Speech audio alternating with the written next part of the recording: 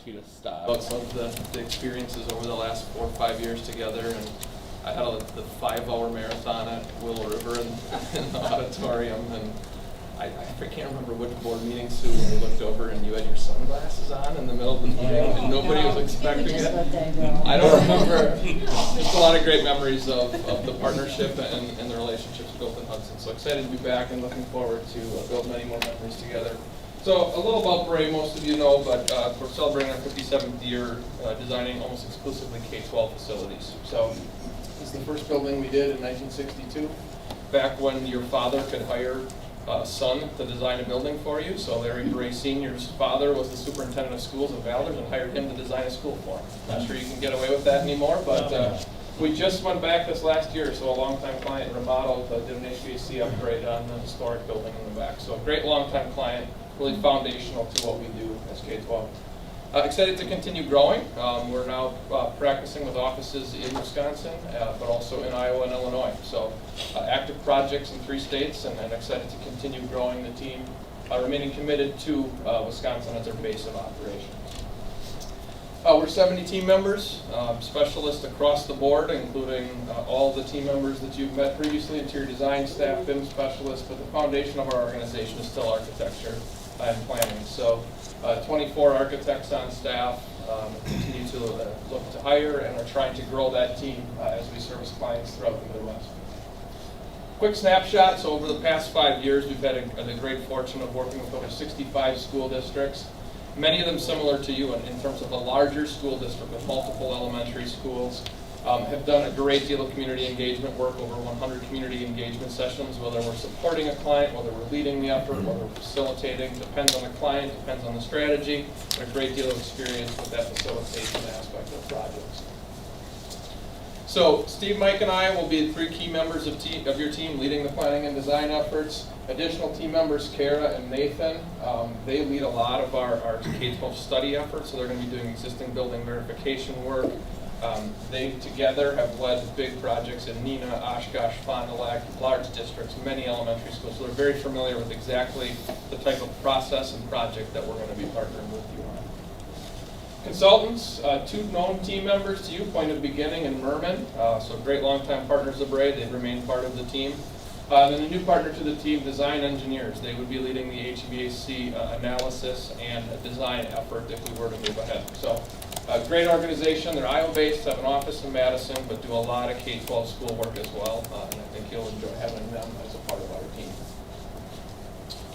The majority of our conversation is going to be about process, timeline, engagement strategy. So we find that projects are only successful, studies are only successful, however you look at this. If we do all of these things right, we could do great stakeholder engagement, but have no ability to articulate the financial impact. That's not going to do any good. Inversely, we can have the greatest option or solution possible, but if it's way too expensive for the community, it's irrelevant. It was a great idea that the community couldn't afford or wasn't willing to support. So when we do all of these things right, and we have to look at every solution through all these lenses, we're going to find community support. So it's our job to work with you in making sure that we evaluate every aspect of a potential project or potential solution, in this case, to make sure that we can find success at the end. So 7 steps that we found successful. These are created without any input from you. So this is our first shot. We need a lot of engagement with you to understand exactly how you want to deliver the project. And we're going to talk a little bit about some areas we know there might be some overlap with work you've already done.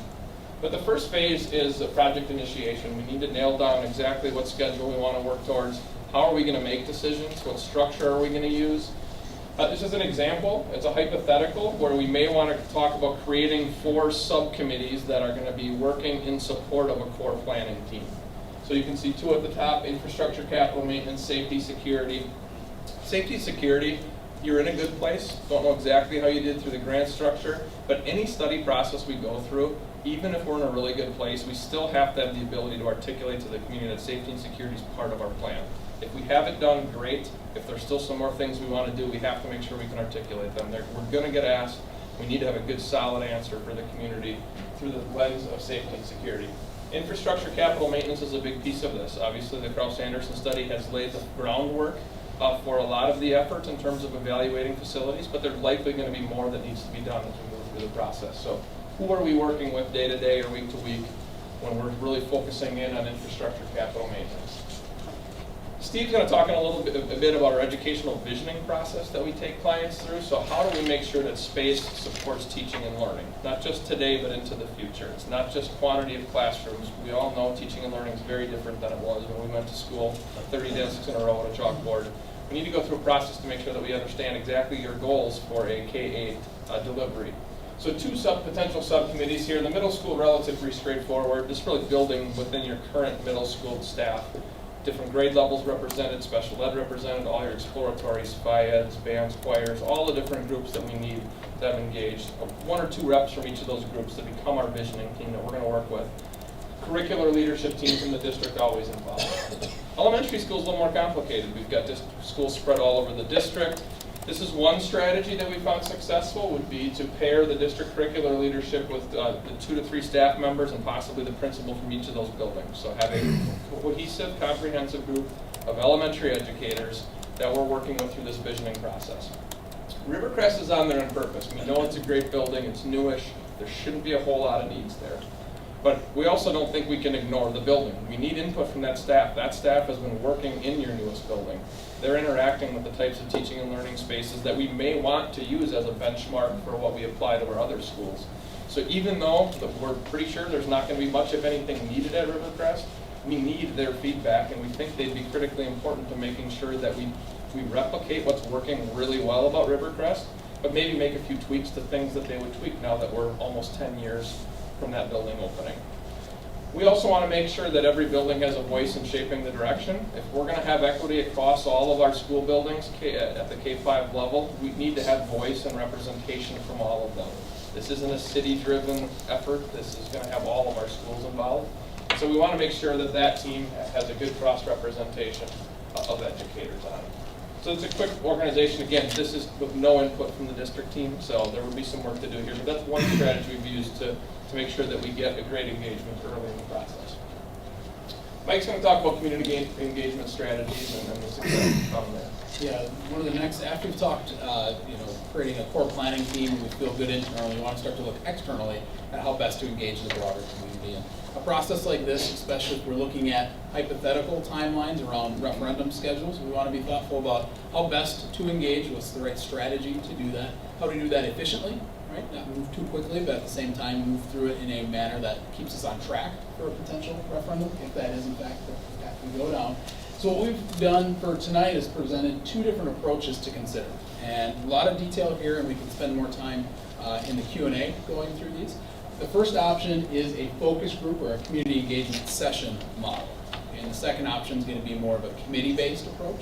Okay, so in this first scenario, really what this is built around is a school board and admin-led process.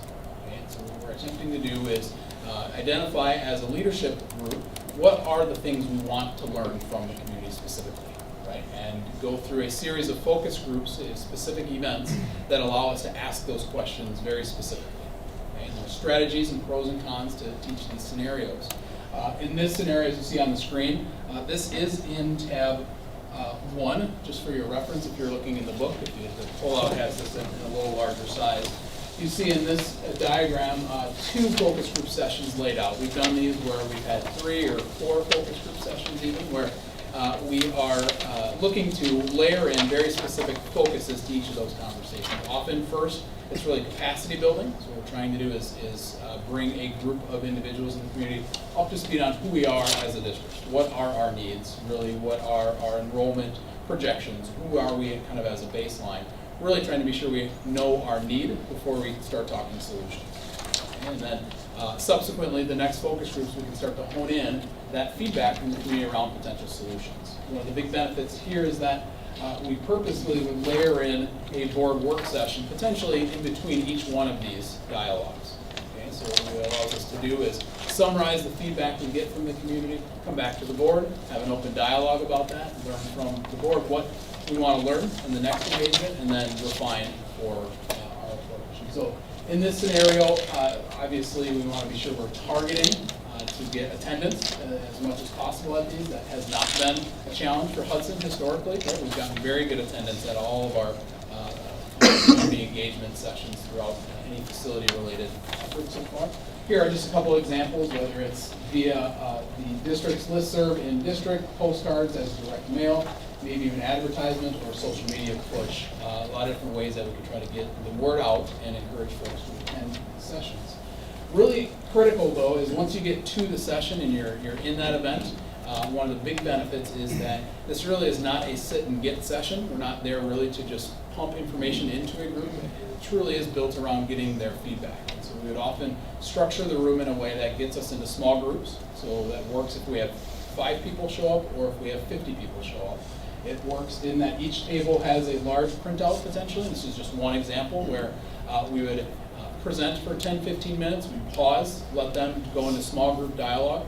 The facilitation team would work the room, make sure that questions are being answered, that we're pulling out of those small groups good dialogue, and we report back. And truly by the end of that session, have a lot of good feedback and fostered a lot of dialogue. Really a key, if we think of this as community engagement, this is really the engagement side of that effort. Okay? So again, this works really well because it can be compounding, meaning if you have community members that plan to attend every meeting, that information is building on itself meeting after meeting. It also works if you have someone who's able to just plug in for one meeting. They get a voice at the table and they're able to leave with a good amount of information. So we found a lot of success with this as an approach. And then the second scenario that we're showing is a citizens committee-led effort. So this is an effort that truly takes the school board and the admin and steps back a level and functions more in a support capacity to a defined citizens committee. Okay? So again, there are going to be pros and cons to each of these scenarios. We've seen success in both of those. Here you'll see a support level at the top of the chart, financial advisor, architecture firm, potentially a surveying entity. From there then, the citizens committee would then be structured around a series of meetings. Okay? And we're going to talk more about that in just a second. Okay? And so key thing in this scenario is really how do you again get support and get attendance to build this committee. The reality is this group for a lot of our districts can function as a small body, maybe 8 to 10 people, or has functioned as a really large group, but obviously the more folks that you have a part of that, the more dynamics at play and potentially less efficient that process can go. Okay? In this scenario though, what we're trying to do is get as strong of a cross-section, especially at an elementary level, across the district. Because ideally we'd have voices that are representing the entire district if we're asking that group to really carry this effort from start to finish. Okay? So that may be a targeted set of invitations. It may go out more broadly within the community, but just a couple examples here where the team can support trying to garner development of that community. And then what we've done is not just started to strategize around what might the right approach be for community engagement, but just knowing schedule, that may impact potentially which option might be better. Okay? And so as you can imagine, the Citizens Committee is a more structured entity with a clear charge from start to finish. The focus groups, we have far more ability to be nimble in that process, meaning when we schedule those, the quantity of those that we schedule. Okay? And so depending on the different time frames we're looking at, that may want to weigh into some of the discussions. So what we've done is put together purely hypothetical schedules in which to run potentially either of these options. And we did so towards a November 2020 path as well as an April 2021 path. And so if you were to flip to tab 2 in your book, you'll see these examples in your handout. And so in there you'll see what we attempted to do is kind of start to envision the potential phases that we would go through in this typical process, starting with the needs assessment that is going on in the educational visioning efforts, through option exploration, all the way down to the potential resolution for the board. Okay, and so what we're trying to do there is map out a bit of a visual of what the difference might be in a focus group model versus a citizens committee model, in a path to November versus a hypothetical path to April. And so again, a lot of detail there, and there's a lot of strategy woven into what we put into the book for tonight. And at the end of the session here in the Q&A, we'd be happy to dive a bit deeper into those as well. Okay.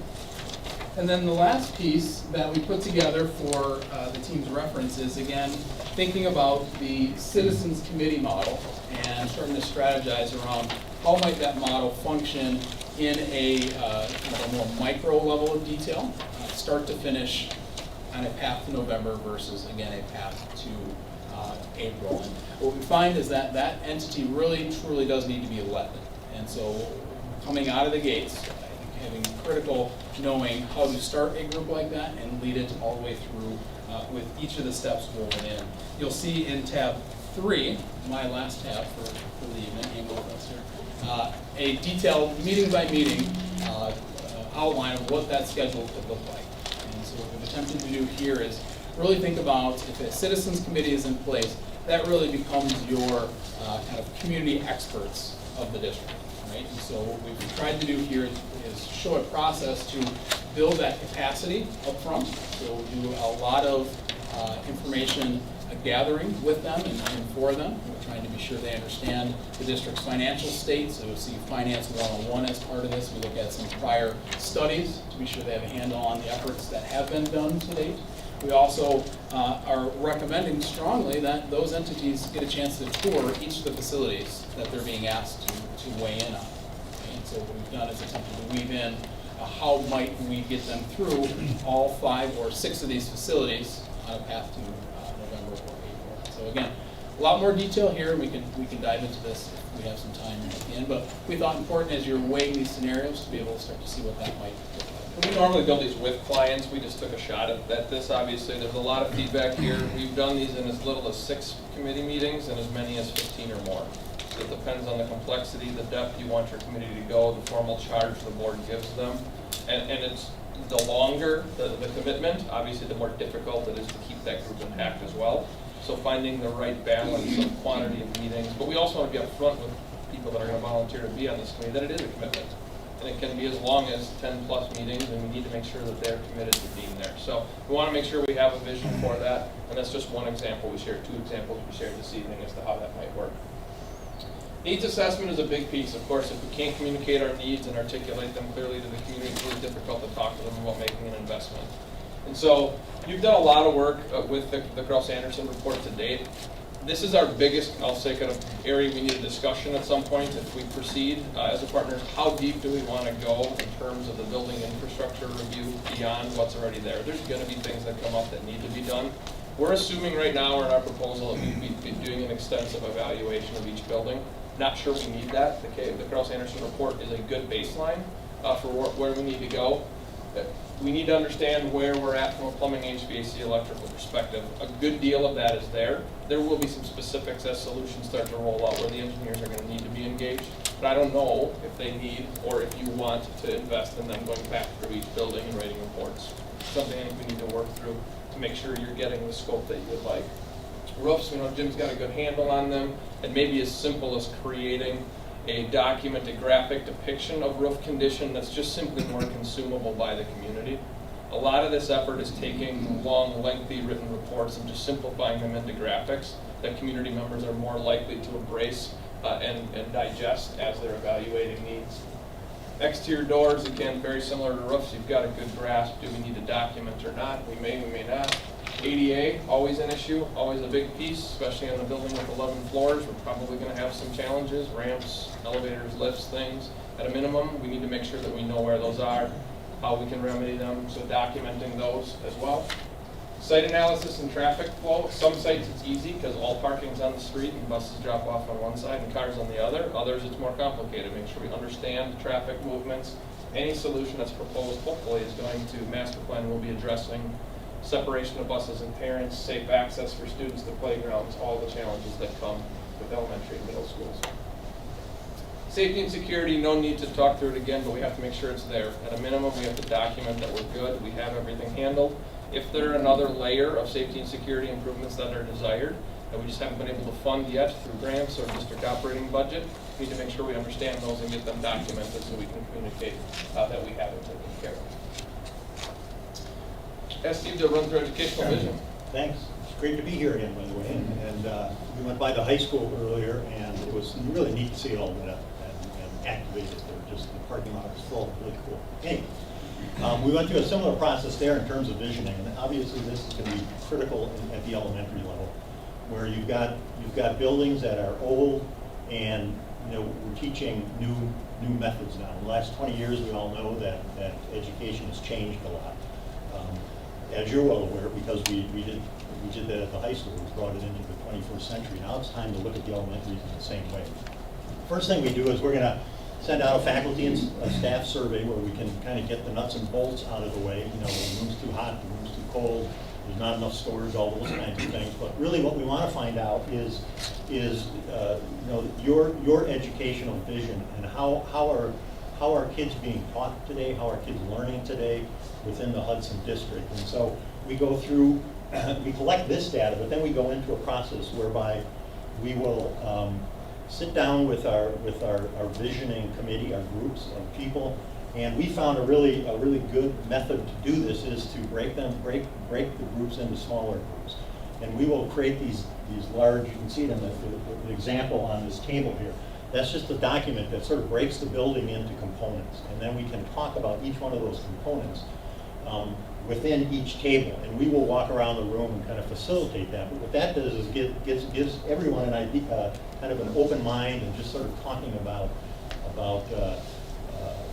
the space, the individual space, but we're also looking at kind of philosophies and that sort of.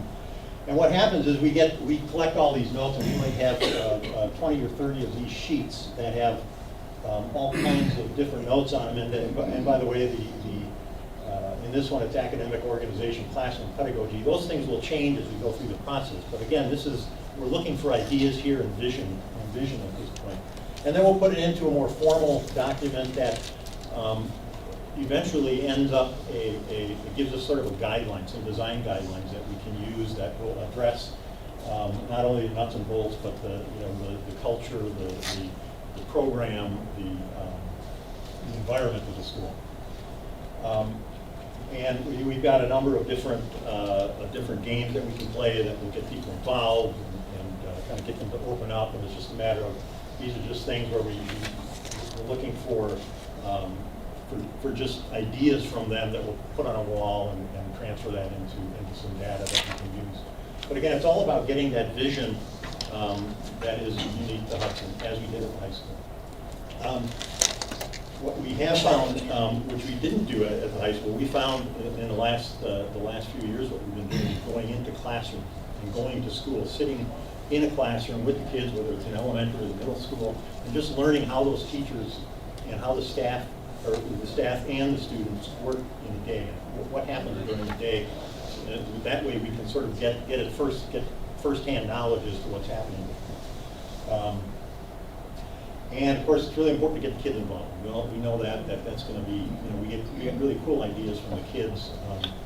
This is just an example of a middle school where the kids brought us in, and they were doing a science class, a unit on hygiene. And they said, there's nowhere to wash your hands before we go into the cafeteria. We hadn't thought about that, even though we've been designing these things for 20 years.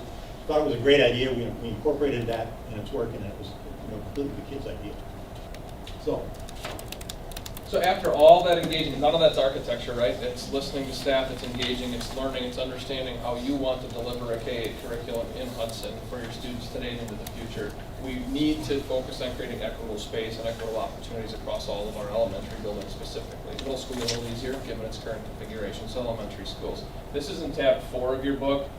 This is our quick first shot at all the different spaces we may be talking about needing or already having in each of your schools. And this is really just a checklist across all your buildings. So Rivercrest is the first column. That's really our benchmark. Where are we at in our newest building and how is it serving us well? Likely that is going to say yes to almost everything. All of our key features that we develop through engagement with you as a board, with our visioning teams, all the different aspects and spaces that they want to support teaching and learning moving forward are going to end up getting documented here. Again, Rivercrest, it's highly likely we're going to have a lot of yeses there. We're there, it addresses those needs, it's doing it well. A lot of the other schools may not. And what we want to do is clearly identify where our needs are. So everything that's doing well is great. We're going to get that summarized, we're going to document it here. Areas that may need an investment will also be identified. And this becomes the guidepost for all the solutions that are going to be explored moving forward. because it clearly identifies where our needs are. Our needs are going to be different building to building. Some may be great on classroom space, others may be great on special ed space, and that need can be flipped across our building. So we have to make sure that we have a clear understanding of what our goals are at every building, because they won't be the same, but we know we want to create that equitable master plan across all of our elementary buildings. That eventually translates into space. Sometimes we have to build additions, sometimes we start over. A lot of times it's renovation, and it's tweaking existing space more than anything else. And so, again, across all buildings, clearly understanding space needs, so that solutions, which we're finally getting to the pictures and architecture in a second here, are rooted in solving the needs that are identified through this visioning process. Finally, ending this phase with capacity. We have extensive capacity, we've gone through the efforts. But as we explore solutions, we may be impacting capacity. We may be increasing, we may be decreasing it if we're remodeling existing space. So we want to make sure we always come back and revisit capacity so that you know moving forward what the educational capacity of your schools are. Options and solutions. Yeah, so obviously, a problem well stated is half solved, right? So all this effort up front is critical, right? If we don't know where we're heading, we don't know what we're solving for.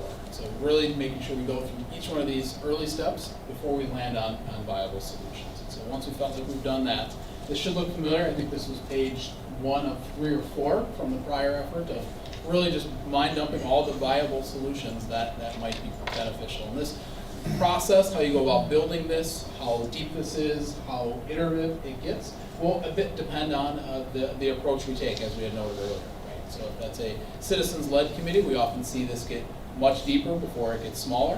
If it's a more refined effort around focus groups, the board may go through an exercise with admin to start with a list and then hone it in on which specific pieces they want feedback from, right? So just depending on the path we go, we think objectively starting with everything on the table is the best path. And then from there it starts to look like architecture. So Steve's going to yeah, then we want to kind of test fit the options and make them somewhat real. And so we'll start to look at where there might be opportunity for additions, where there might be renovations. We want to look at the site plan. This is a plan of a similar district where they asked us to look at equity among the elementary schools. Their guidelines were safety and security, 21st century learning, equitable PE spaces, and equitable special ed areas. And so we went through every one of their campuses and looked at how we might bring each campus into an equitable situation. We looked at it both from a K-4 situation and then a K-5 situation. So we went through literally dozens and dozens of iterations until we arrived at something that everyone was comfortable with, and then we could put costs to it. But I think the key is every iteration was based on that equitable needs assessment where we knew exactly what the needs were across all schools. Didn't matter if it was a K-4 or K-5 configuration. They had options where we were going from 9 elementaries to 7 elementaries with closures. All those different scenarios were flushed out with additions and renovations. So community could see, neighbors could understand how it would impact them from the site perspective. As we said before, it's not always additions. Sometimes it's just simple renovations. Taking a very traditional middle school in this case, opening space up in the core of the building that didn't have natural light, and creating collaboration spaces and houses for those students. And then on occasion we get the chance to do new buildings. So if there's new sites to be evaluated, we're going to do test fits. Make sure the playgrounds fit, site circulation works, queuing for parents' buses, everything are effective. Finally, preliminary budgeting, critically important piece of every project. It's not so much about exactly what's happening. We need to know what it's going to cost. This drives all the way down to building infrastructure, capital maintenance, improvements for educational needs. Sometimes there's additions, sometimes there's not. This again is representative, should look familiar. This was the, I think, 7, 8, 9 page high school budget for question 1. And all the detail, hopefully you remember down to every room and the depth of investment that was going to be made. Community survey. Great experience in Hudson, obviously got us from 3 pathways to 1 that the community eventually supported. We think it's critically important that the architectural direction cannot determine the survey strategy. We can't come in as a group and say we have a great solution, everybody's really excited about it, and that's the only way that we're going to engage the community via survey. We need to let the survey firm working with the district and our team work through a process to make sure we're getting you data. Just serving a great idea and getting a no, we don't support it, doesn't really help. We need to make sure that the survey firm can really dig deep and give you what you need. So 16 pages, wasn't it, Nick? Isn't that what we landed on this one? Still the longest, by the way, but it was very effective and obviously got us where we needed to be. We hope to stay there. No, we don't need 16 pages for this, I hope. Hopefully the solutions are a little cleaner this time. Finally, next phase is refining. So we get data back from the community via survey and we have to refine the solutions. Maybe we're right on, maybe it's good, community says we agree, thumbs up. Maybe they say we like the direction but it's a little too expensive, we have to make some refinements. So the step's pretty straightforward, really reacting, using data to refine the direction. And then finally documenting. So having a final report master plan for you. We're going to move through this quickly, Jamie, to get you guys on track. Finally, if a phase 2 is we don't assume this, our process really is focused on getting to survey, it's not getting to referendum.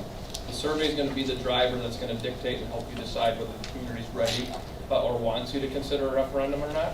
If you do, we're very fortunate, and that's one of our successful projects, obviously, an 82% success rate in the last 5 years. That's something we're very proud of.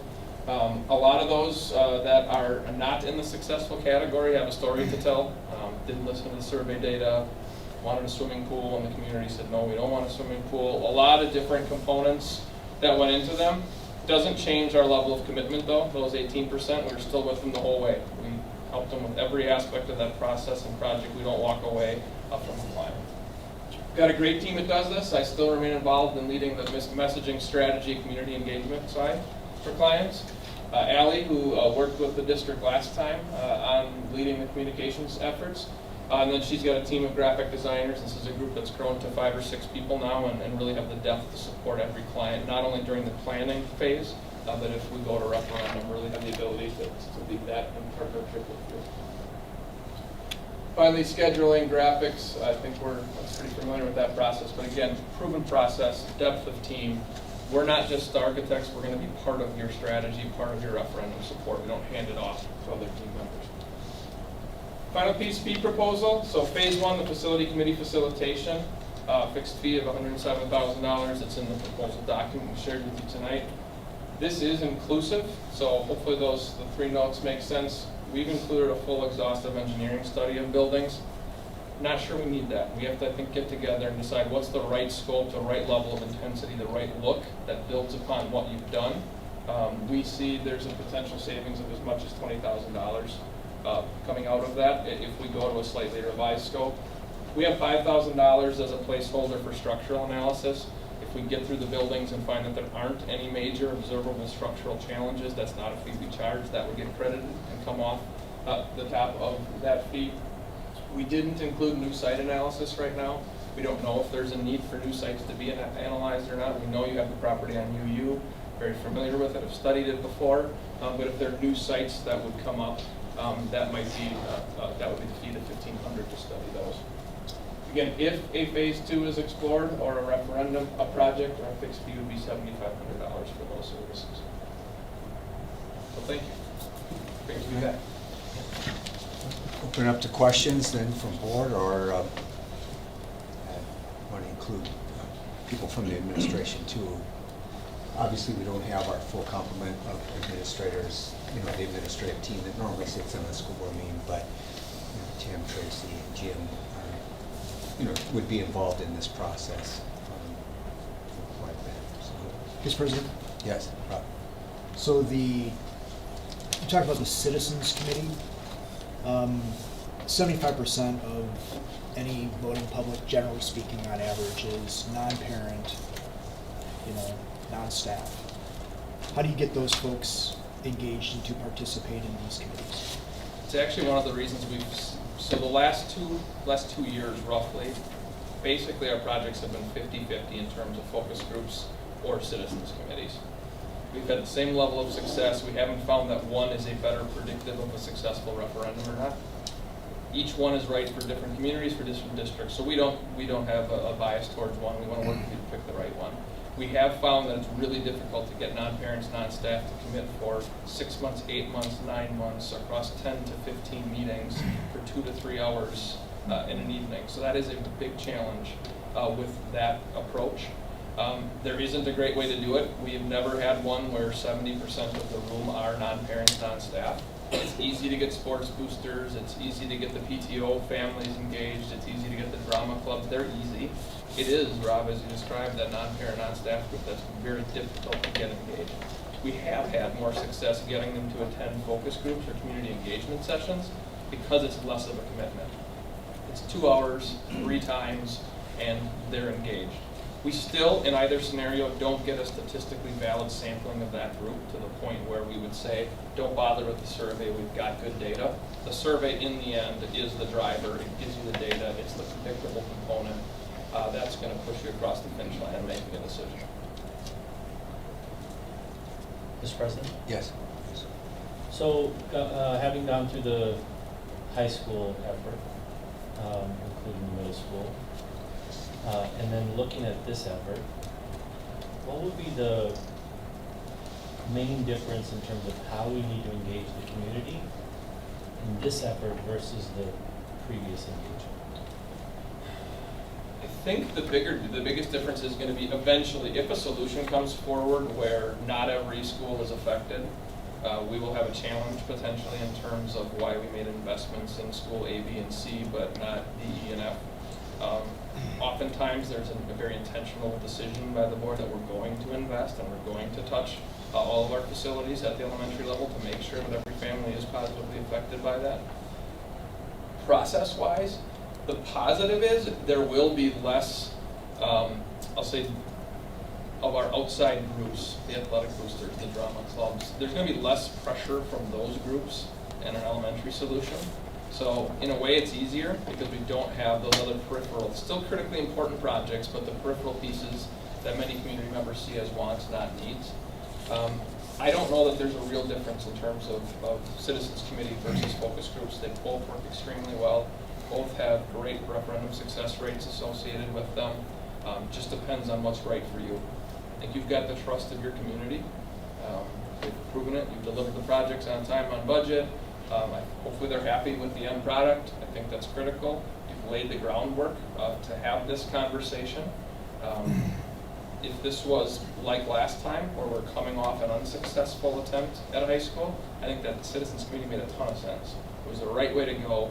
You're coming off of the community saying no to something. In this case, there should be some positive momentum here, which I think does give you the ability, if you want, to use focus groups or engagement sessions instead. Mr. President? Yes. So who does your project budgeting, and how is your project budgeting done, and how is it different, if it is different than last time? So project budgeting is done by our architectural team. So the three of us would be, since we're the ones in the room, engaged with you as a client, understanding your expectations, in the room with the educators, understanding their vision. All of the things that don't get transferred to paper until much deeper into a design process can be integrated and implemented into the budgeting process. We probably have 15 projects that have bid in the K-12 world within the last 2-3 months alone. We have all that real-time data. We've got 5 more that are going out of the office within the next couple months that we'll be bidding as we're developing these budgets. So we've got a great deal of real-time data for building-specific projects, additions, renovations, K-12 environment, every type of operability, for transparency, for finishes. We've got a great database of not only past, but current bid environment. So our team leads that, great deal of database and experience doing it. My question is, your two approaches, focus group and committee. Have you had instances where you started with one and then switched? I would say we've had instances where we started with focus groups and then went to citizens committee. We haven't had one that goes the other way, because once we head down the path of empowering a group of community members to lead this process and be our eyes and ears and bring back a recommendation to the board, it's really hard midway through to say, you know, it's not kind of going how we wanted it to, so we're going to switch to a different strategy. So simple answer, yes, but we've never had one go citizens committee that didn't see itself all the way through. Would your fee change if we started with a focus group and went to a citizens committee? Focus groups are definitely more efficient, and it would have a positive impact on our fee, meaning it would go down potentially. We're assuming at least a dozen citizens committee meetings at this point as part of the process if we go that route. So that, I'm not advocating one over the other, there just is a level of efficiency that comes with those focus groups, because we're doing a lot more work in a controlled setting, smaller group, educators during the day, board in the evening, and we can implement. Maybe there's 3 or 4 touches throughout the process through engagement sessions and focus groups versus that 10+ meetings with a citizens committee. Similarly, I think keep in mind if we're still on the fence or still working through which potential referendum path is right, November versus April. With the clients we're working with now, we say that, we should fix to the more stringent timeline, right, to keep us on track. Yet we know there are going to be key thresholds as we go forward where we can pull the reins back, right? And so the reality is we get down the path and just start to recognize that we're moving too quickly. The information we're gathering, we need more time to study that. We may recognize that in those thresholds, November's not right. April might be the right time for the district to consider something. The reality is it's more difficult to pull the reins back when you have a citizens committee in place, right, than you do having the more nimble approach with the focus groups. Okay? So again, not to suggest one is right over the other, but those are the types of factors as you start to weigh out, how do we go about making that decision that may want to weigh into that decision as well. Mr. President? Yes, Claire. How, the elementary school space equity summary draft that you included gets at the dedicated space and enough space, like square footage space. How in the process do you get at the nice space? I mean, the piece around like it matters, the aesthetics of the environment that kids are learning in and teachers are working in. How does that play into your process? Because I think there's some tendency to push back and say they've got the rooms, and yet their lockers are beat up and there's no natural light. How do you get at, where in the process does that come into play? And I think that's part of the visioning process where we're talking about the school culture. And part of that culture might be high ceilings or natural light coming into the space or different types of spaces that are furnished differently. So that all occurs during that visioning process where we're identifying those design parameters that we want to carry through all of the schools. And so we're going to get lots of that information. And we have a lot of historical or recent pictures that we can show to the groups.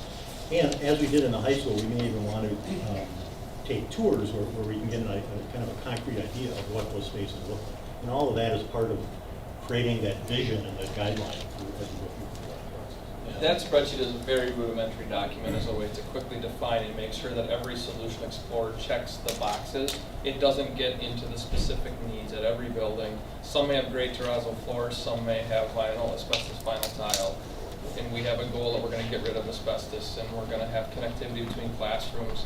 We need to get into that and truly understand the curricular delivery goals in order to evaluate the softer side of the buildings at every level. We've done those as kind of the stoplight model. What we showed here was yes or no, right? Black or white, does it have it or doesn't it? We've also done it with kind of the red, yellow, green mentality of, are we right on track or do we need to start to plan for something or is it too behind? So there are some ways as you get into the subjective categories that we can build a tool to support that as well. Mr. President, Yes. to continue on with what Heather was mentioning about equity with the buildings, I think one of our challenges, I'd like to know how you possibly could work with this, is that buildings that are needing more of the work that we already know are more sparsely populated or the higher, more expensive homes are those kids are going to the schools that are already pretty good, Rivercrest and Prairie. I mean, how do you respond to that? I mean, if you're talking a November referendum possibly, it's presidential, it's very political, it's, I guess, coming off the high school referendum, you talk about momentum. I'm worried we're losing momentum because the tax burden of the high school project is now hitting, plus reassessments are going through. All of these things where people are seeing it on their tax bill for the first time again in a little bit. I mean, I know I just dumped a lot on you. There's no doubt that is a risk. Some communities seeing the investment and having a physical manifestation that they can see, touch, feel associated with a tax impact is enough. They think it was worth it. They see that it matters.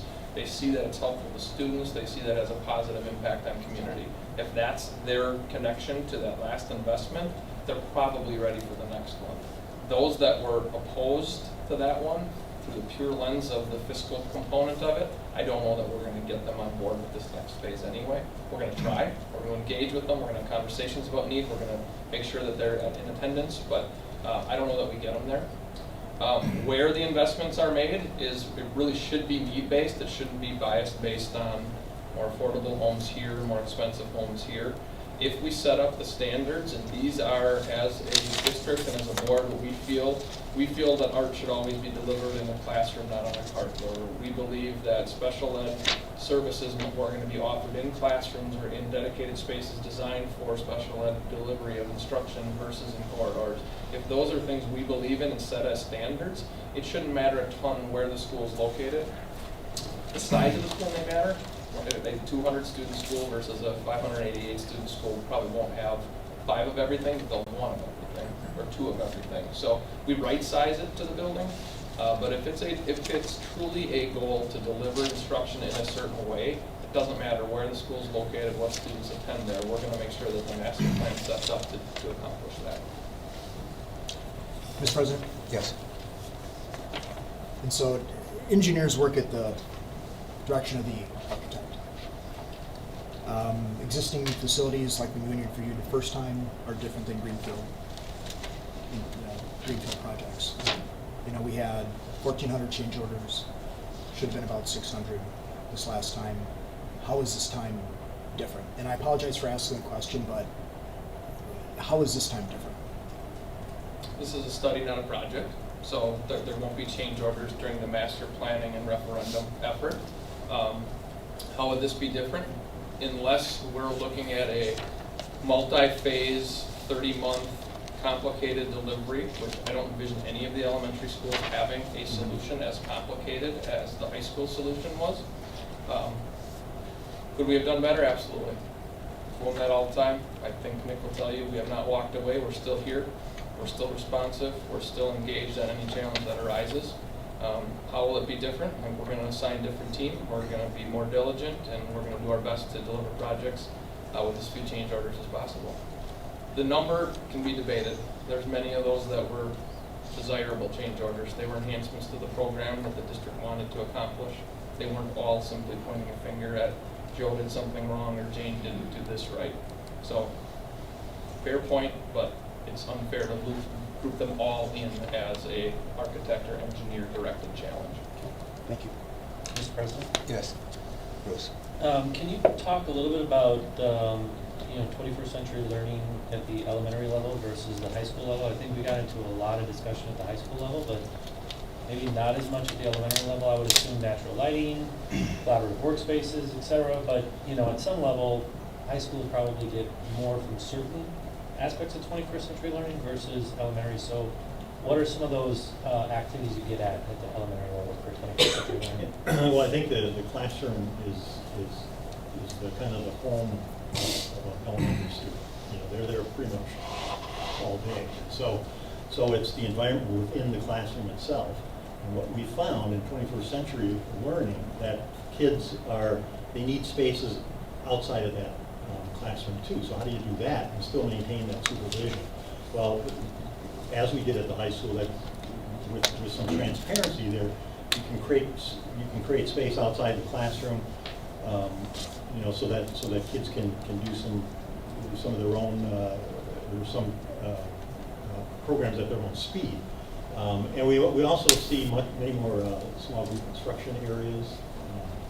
Natural light is a big one in an elementary because those kids are in pretty much that classroom all day, that you want to get natural light into those spaces. So it really is similar in a way to the high school in terms of the extensions of the classroom and that sort of thing. And I think it's just more concentrated into those classroom spaces. And I think what we find is that it's going to differ for kindergarten and 5th grade. We see a lot of educational curriculum delivery change just in those 5 or 6 years. We see a lot more engagement, a lot of the resource spaces get used more at the 4th and 5th grade level than they do prior to that. So investing in generating that type of space may be less valuable. The transparency and the flexibility is still key. Furniture has become an anchor, right? If that classroom is the home base, it's really how quickly can we adapt that room on the fly as a teacher, right? And so that really comes down to our educational surfaces around the room, and then obviously the furniture that supports that. As we get outside of that, we talk a lot about STEM integration at the elementary level. That's maybe less a tech ed or a science classroom or destination, and more how are we pushing that into the classrooms, right? We still create some maybe Project Lead the Way lab or like a makerspace environment that's emerging out of our libraries in a lot of cases. But really, how do you define a library now at an elementary level? That's really shifting. And so a very good question, and I think really it kind of depends on the goals of the district from a curriculum delivery standpoint, integration of technology. Clearly that's been a goal of the district, right? We did a lot of dialogue around that. And so where does that land in your youngest and Elementary kids are really active learners too. They probably learn better when they're moving than when they're sitting, so making sure we're providing teachers access to spaces where that can happen. When they're differentiating their classroom, whether they're collaborating with a neighbor, a peer teacher teaching a similar grade or a grade above or below them, making sure that they have the ability to have active learning environments for students to access all throughout the day. Pretty important piece of elementary life these days. Question. Can you guys talk a little bit about your site analysis work or previous experience, particularly in sites that are limited? Yeah, so I mean, the basic analysis would be identifying needs, conditions of asphalts, concretes, place braces. That's pretty much documenting challenges more than anything else. The exhibit we shared there was an example of 2 elementary schools that shared a site that had no defined drop-off pickup. They had parents cutting through areas. They couldn't come up with a solution that the fire department would support because it blocked access for emergency vehicles. And so after years of iterations, we finally came up with a solution to build an outdoor classroom. We had to do some pretty major revisions to get fire department access where they needed, but it was a physical break to prevent parents and buses from blending together. Most sites, quite frankly, are very similar to Willow Glen. I told you I was going to say Willow River, sorry. Willow Glen's another project we have going right now. So Willow River, we've actually done and are doing more synthetic turf at the elementary school level, believe it or not. So Sheboygan, in the process of retrofitting synthetic turf, small pieces of turf, so that the neighborhood can use it, so they can plow it in the winter, so that it's a durable, usable surface year-round, and kids aren't isolated to just asphalt or just playground equipment. Cross is a great example. Sheboygan, we're doing that in. So a lot of ways, every site's different, but a lot of experience doing small sites as well. My next question, back to process again. You mentioned about switching, maybe starting with focus groups and going to committee. Have you ever had a hybrid where you have a committee that is overseeing the process, getting information and so forth, and trying to get it out to the community, but then still holding some focus group where you invite other members of the community to come in, give ideas? Yeah, Mike led a process like that in Greendale for us, if I remember correctly. Yeah, and so there, instead of giving the committee a broad charge to oversee the entire effort, it was really honed in on just a specific component of that. So it was a committee that, in their case, was just focused on equity between their 3 elementary schools, right? And so they were just focused on how are we, in their case, they had some geography boundaries, some pretty big deltas between the economic status of different parts of their community. So they were really focused on how do we, from the community standpoint, lead an effort to be sure that we can look across the table when we're done with this process and say that we've thought of as much as possible we got ahead of this. So for them, it actually emerged out of very specific feedback from their first couple focus groups. In their case, some survey data. They did kind of a pre-survey that said that was really important. So they said, let's heighten that as a standalone element. Didn't give them a charge outside of those boundaries, right? They didn't say, give us feedback on anything relative to site dynamics or other things. It was just very specific to educational delivery and creating equity. So I think when it comes down to that, it's really about the board charge and then how that fits into the broader process. And it looks like your fee at $102,000 for that first part. What's that? 107. Where's the? Oh, 107, thank you. The 107, I was already starting to give ourselves credits for some of those things that you were talking about. But if we were to have you had instances where you've gone to the survey and it turns out we were way off and we gotta now have another 5 or 6 committee meetings before we even make a recommendation? Does that change the fee? It does not, that's our risk. We've assumed 12 at this point committee meetings as a baseline for something to assume, but we know it's our risk. You can't tell us the number of meetings it's gonna take. We can't tell you the number of meetings it's gonna take. We know there's risk there. We're assuming it likely will be more than 12, but we've assumed something in the middle, and that's our risk. And we absorb that if it goes beyond. And I kind of agree with the idea of assume a shorter period of time. But the one thing we can't do, because we've been telling the community, we're not assuming that there's going to be a referendum at all.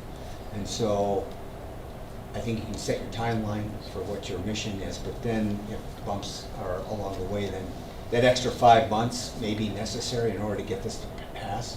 I'd rather do that than hurry one that's not ready to be passed by the community, because then it sets us. Complete agreement. And as I said, we really want to set a path towards survey, not towards referendum. Survey is really the benchmark. That's where we get, and that really is, for you as a board, that the driver gives you the data to say the community is supportive or is not supportive, or they're on the fence. And until we get to that, it's really hard to say whether November or April, or not even at all in 2021, is the path we should be taking. Any other questions then? All right, looks like we have none, so thank you again for Well, your thanks again. Really appreciate the opportunity. Looking forward to continuing the partnership. Thank you. Take a 5 minutes. Yeah, we'll do a 5-minute recess and start at 7:02.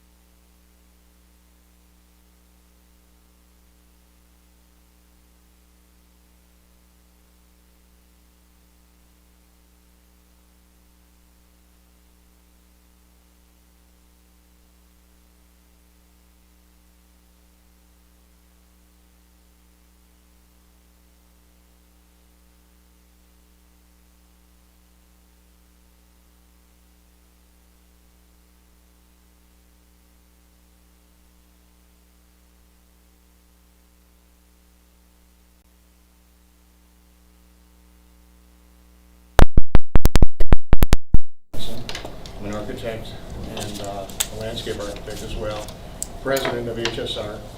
Tim?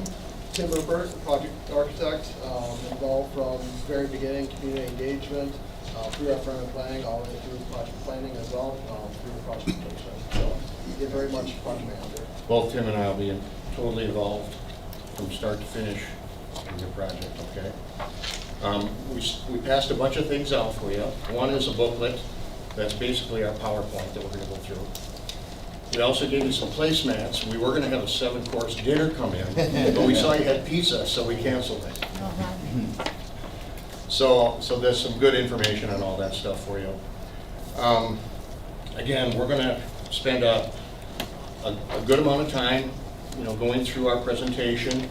We do encourage you to ask questions or give us some feedback right away when we're talking about something. If you feel comfortable doing that, that would be wonderful, because then we can kind of generate dialogue, hopefully. If not, that's fine. We'll certainly leave a lot of extra time at the end for questions. Okay? Just a couple, our handouts in front of you. We do have a smaller brochure that we pass out as well, just kind of a snapshot of who we are and what we do as well. But we'll plan on going through here. Again, you want my point? Oh, Okay. there you go. I don't know if that was working. Okay. Yep. Again, our company's been in business since 1953.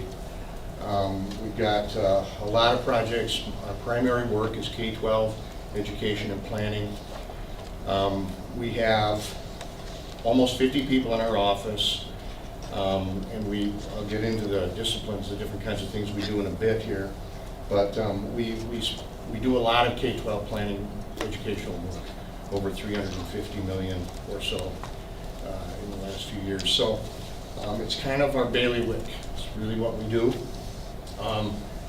We've got, like I said, about 50 people in our office, and I've been with the company for 37 years. I graduated from the University of Minnesota. Tim's been with us for 6 years now, and has a lot of good experience as well in K-12 planning and educational design.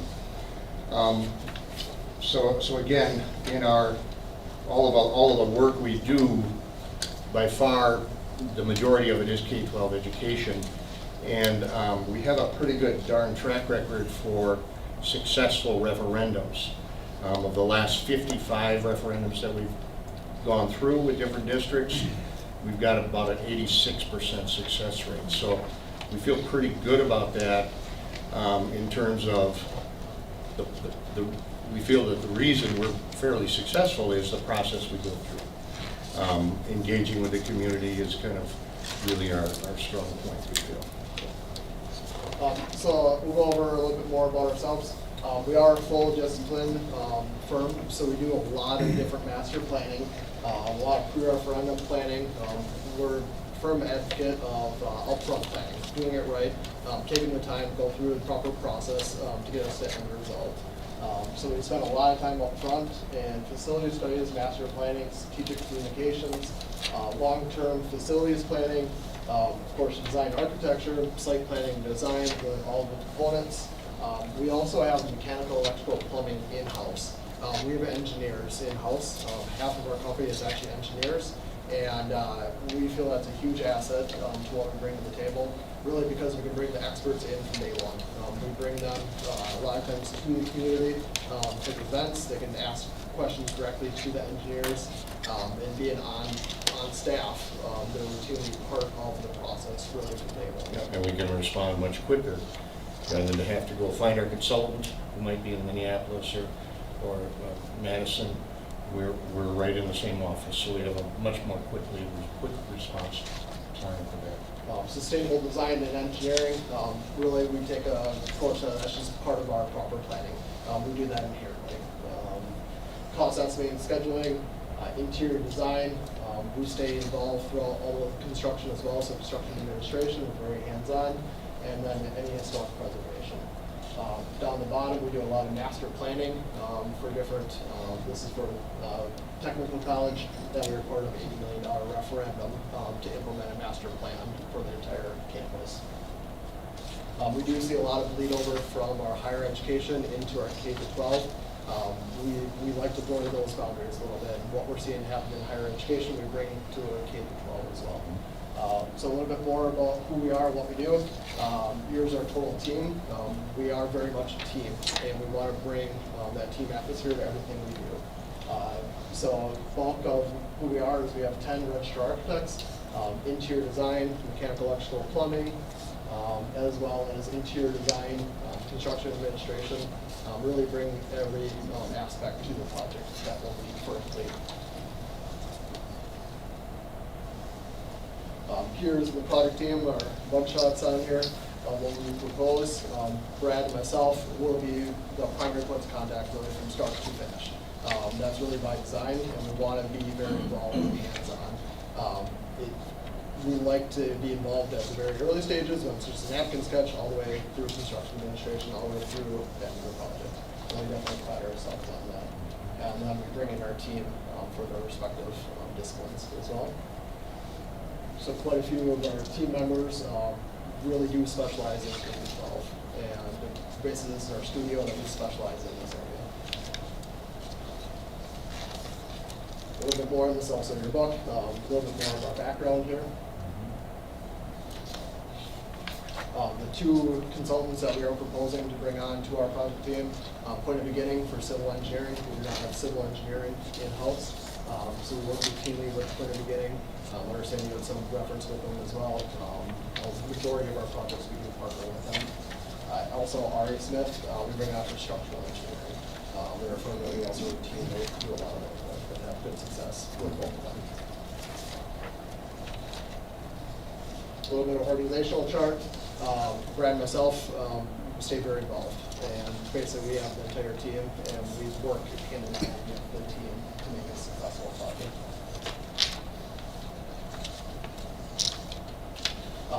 Maybe I'll talk a little bit about this slide. These are representative of the different school districts we work for in the Midwest. You can see most of them are in Wisconsin. We do get into Minnesota a tad, when more specifically down kind of in southeastern Minnesota, closer to us, when we're kind of asked to come over there. We try not to infringe on our neighbors too much, because some other firms get not so happy about that. So we try to stay close to home, but we do travel a long way. As you can see, we know the Mississippi River pretty well in the St. Croix. And again, some of the key districts that are more similar to yours that we've working for are Eau Claire and La Crosse, of course. We're doing work right now in Marshfield School District. We're working on a pre-referendum plan there now. We're doing work in Sparta routinely. We're doing a large elementary school there now. Holman, of course, we do a lot of work there. We're doing a new auditorium there now for their high school. And we've done several projects in Holman. Let's see what other ones am I forgetting. Stevens Point, Yep, we're Stevens very Point. involved throughout Stevens Point, from really early stages all the way throughout the entire process here as well. Mhm. And we'll highlight some of those other projects here. And then we also do a lot of master planning for other facilities, for technical colleges, so WTC, Western Wisconsin Technical College, WITC, we're the architect on demand, Southwest Technical College. So we do a lot of master planning for those different parties as well as universities. We work for UWL, where their architect I call as well. So we do a lot of master planning for the university. So we'll go over a couple studies here of some projects that are recent and applicable. So Sparta School District, we've been working with them for about 2.5 years now. Helped them all the way through from early stages all the way through referendum. Really led the community engagement aspect. They had space shortages within the district, and we took a basically comprehensive look at all of their facilities. Looked at ways of consolidating some of their facilities, become more efficient through the planning process. Also looked at the financial impact of what the planning process would bring. Looked a lot at educational efficiencies of how they could pick up efficiencies. We ended up consolidating some of their resources into a larger facility in this case. Ended up going through a very extensive kind of community engagement process as well as a survey process, which really led us to the end result. It was a really good, successful project, and they're about halfway through construction right now of their main project, which is a new elementary school. The referendum passed fairly comfortably there.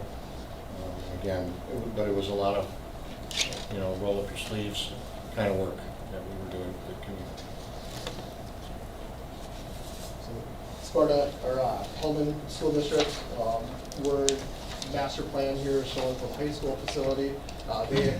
They are experiencing a lot of growth within their district. It's one of the areas in the cross area that growth is definitely happening. So we wanted to not only plan for the current facility expansion of the gym and auditorium, but also long range. We know that they're going to continue to have enrollment upticks, and we wanted to make sure that their site can handle it. They also had some needs for athletic fields, and we wanted to make sure that when we're planning those athletic fields, that they were really looking at a comprehensive approach to all those facilities and really meeting their long-term needs of the district itself. We're currently under construction for the gym and auditorium. We just completed a master plan expanding their district office as part of this component as well. And then we're in planning stages for a new middle school there on the elementary site that we built going back in 2010. So we've had a long-term relationship with the district. It has quite a few similarities to here, just with the experience of the growth as well. Some more master planning type conversations.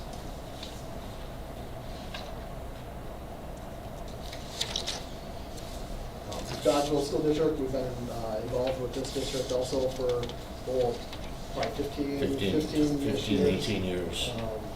And you'll see that kind of as a repeated trend where we tend to really have a long-term relationship with a lot of school districts that we work with. A lot of it is very much incremental and the current project, but then it rolls into kind of the next phase of projects and really try to implement the master planning.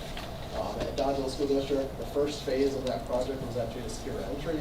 Yeah. And then that secure entry went into more of an infrastructure focused project where we ended up redoing all the mechanical, electrical, plumbing, and in the process building this addition up front, which was a new library to really house and organize the entire facility for $20 million. And 2 years later, we went back to referendum to complete the master plan and build the auditorium and the gym.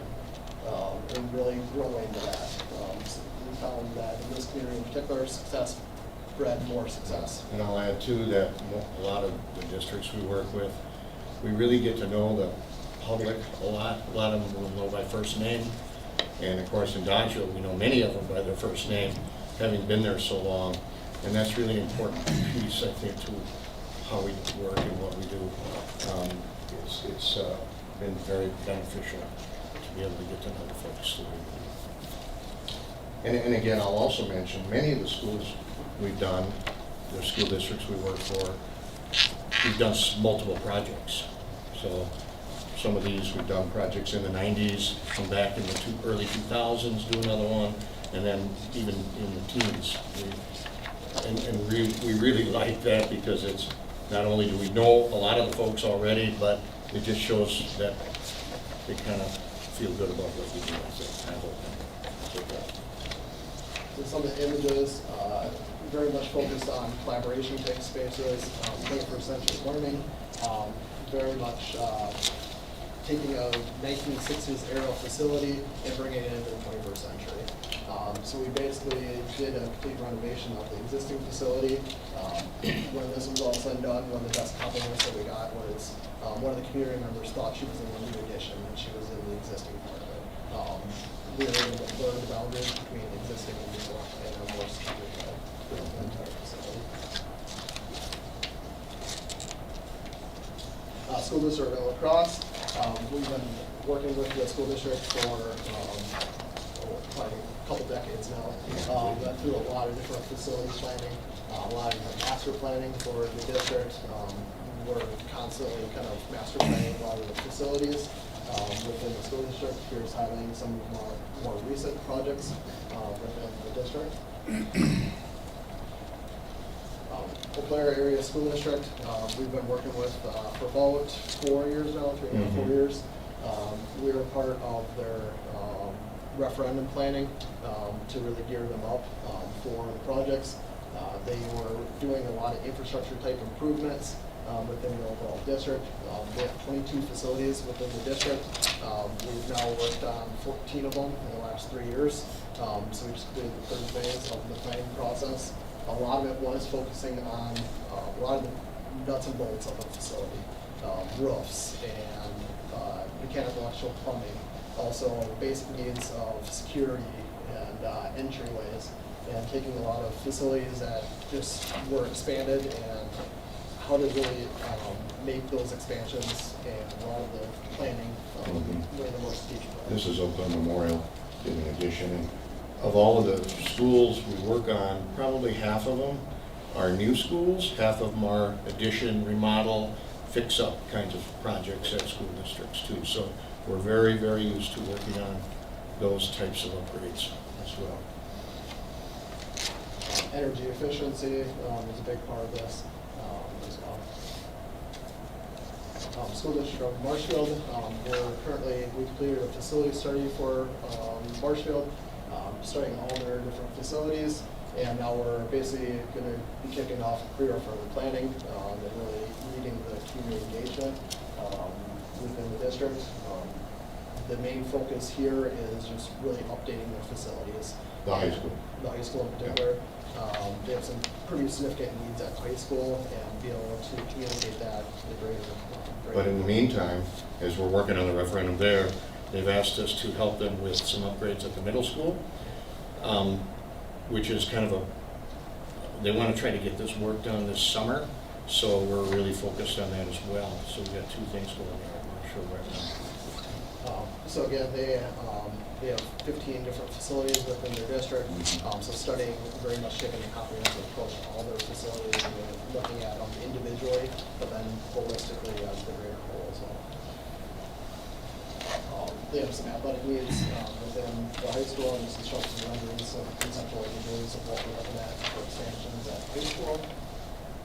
Also, entry and making a more welcoming commons entry space to the 1960s portion of the building. Having more flexible learning spaces within here and really utilizing space and how they subdivide space. Stevens Point here. Yeah. So Stevens Point, part of the planning process. Yeah, again, work with a company who's really spearheaded the referendum piece on this project, Nexus Company, and we've got some significant upgrades at the high school, Spanish, with the cafeteria commons, some of those kinds of spaces, and we've really done a lot of work for many, many different elementaries and middle schools throughout the district. Upgrades, and a lot of entry upgrades, a lot of just different kinds of upgrades, some additions, lots of different things going on there. That's Stevens Point. Some more Stevens Point renderings, some of the renderings and images that we created. This is in Iowa. We do get down to Iowa a little bit here. And this is in Independence, almost in the middle of Iowa. And there, they had failed 5 referendums previous to us coming on board with different companies. I think they actually used 2 or 3 different companies to fail those 5 referendums. And we came in and really tried to take a different approach than what had been done before. Tried to really engage with the community. We got to know a lot of people down there. And we were able to pass a $28 million project in one crack, one shot, and significantly. It was a significant victory for the district there. And it's a new high school, middle school, junior high, about 130,000 square feet of a building. And it's a tremendous facility. Everybody's ecstatic down there. They got something they've been dreaming about for a long time. And now, actually, they called us the other day and want us to come down and help them with some elementary work now. We're gonna look at there are 2 elementary schools, analyze them, and study the potential for additions, some upgrades to them, or a new facility, okay? So when we built this facility, we were master planning for elementary, knowing that they had needs outside the current funding source. And they had an opportunity to purchase property at that point, so we master planned the site Yeah. to really account for this next level of conversation. We learned a lot in the early stages of the discussions there of why the things didn't pass, and it just turns out folks weren't being listened to. And we came up with lots of different ideas, tested them out with the community, and kind of honed in on a few key components that were critical to getting folks feeling good about what's going on there in terms of the planning, and are we being heard, and what are good solutions, what are not good solutions. And then the master planning piece of a 92-acre site that's right next to one of their elementary schools made a lot of sense. And once we did the master planning, it just kind of kicked off from there, and it's been a great relationship. Did an auditorium down there, some large gyms. Wrestling's kind of the thing in Iowa, I guess, okay? So we had to make the gym work for wrestling more than anything else.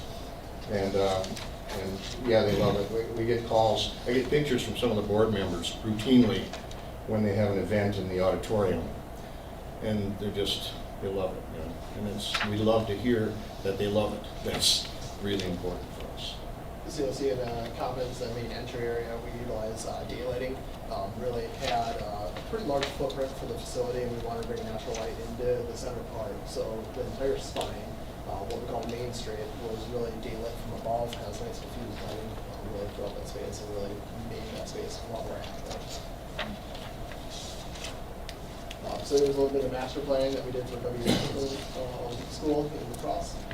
So this was very much a phased plan, basically Vision 2020 that is now implemented throughout all this. A lot of these were additions and renovations to the current campus, and just kind of going through the planning process. Total is $80 million of work through the campus, and the bulk of it was the additions and renovations. Some images.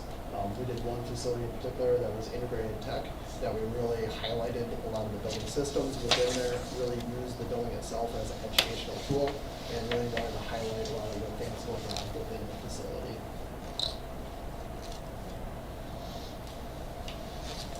So a little bit about the process going forward here that we propose. A lot of it has to do with design and a lot of the attributes of that. So adaptive design, interactive design, collaborative, flexible, and sustainable. But it really boils down to just proper planning and really listening throughout the entire process. We want to listen as much as we present or talk and design. We want this to be very much hands-on for everybody involved throughout this entire planning process. So we do a lot of information gathering. We gather a lot of input from all different stakeholders. We want to listen to not only the students and staff, the community, business leaders, boards, administrations. We want to get as much input as we can through all stages of the planning process. We really have these discussions to be able to really go forward with final master plan. And the reason we do that is to try to come up with solutions that are meaningful to the community. You know, we can spend all day coming up with ideas what we think you should do, but we really think it's important to get that input to get the community to help us design your facilities. And now we've got the expertise certainly to kind of tell you what we think you should do, but we really think it's important to get that feedback and develop that relationship with the community to earn their trust and to gain their support, basically. Is kind of what it comes down to. So we'll do a lot of analyzing the facilities through life cycle analysis, through student occupancy, maximum versus really optimal capacities for each of the facilities, both short-term, long-term trajectories within there. solar analysis for daylighting within the facilities. We do very much take a comprehensive approach to all of this planning. Traffic patterns, safe routes to school, making sure that the site works the way that we want it to work. Just daylighting, we mentioned, we want to encourage as much daylighting as we can into the different facilities for a lot of different reasons, and throughout the entire facility. Really looking at each of the individual spaces and more critically, looking at each grade level individually, and looking at efficiencies within each grade level as well. So what's recommended. Really focusing on not only formal learning spaces, but informal learning spaces, group learning, small groups, collaboration areas, 21st century technology is integrated really throughout the entire facility. Trying to think of using every square inch of the building for educational purposes rather than just free always. We always like to think, trying to think of the word school, we normally think of it as a noun, but we try to think of it in a little different terms. Think of it as a verb once, and how that kind of transforms your thought process on what you think a school could be. If you think of it as a verb, it maybe changes some things in your mind a little bit. So it's showing how we're utilizing the entire facility for learning spaces, and not utilizing hallways for breakout spaces, and utilizing spaces that you wouldn't otherwise think of for academic purposes, and just becoming more efficient through that. How kids and teachers can collaborate in more comfortable informal settings as well as more formal settings. We definitely get very involved with furniture planning as well. Furniture really helps outfit these different spaces, and we want to be very strategic on how the furniture can interact with the overall space as well. Transitional spaces between here.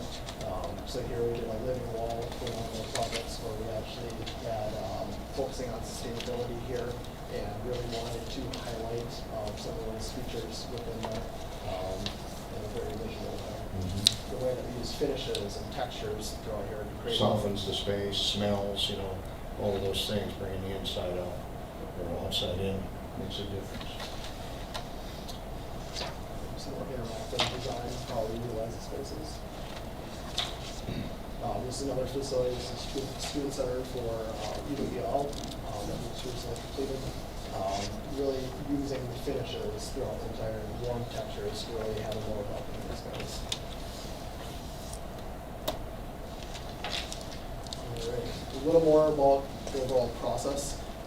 And this is kind of coming in with some conversations with Nick, but we really wanted to fine tune the process, and as we get to know you guys more, we'll continue to fine tune and refine this process.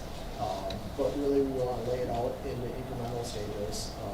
We're very much kind of making sure that we always have different stages that we go through, making sure that we have comfortable timelines associated with all the different processes, make sure that we can really do it right for everything involved.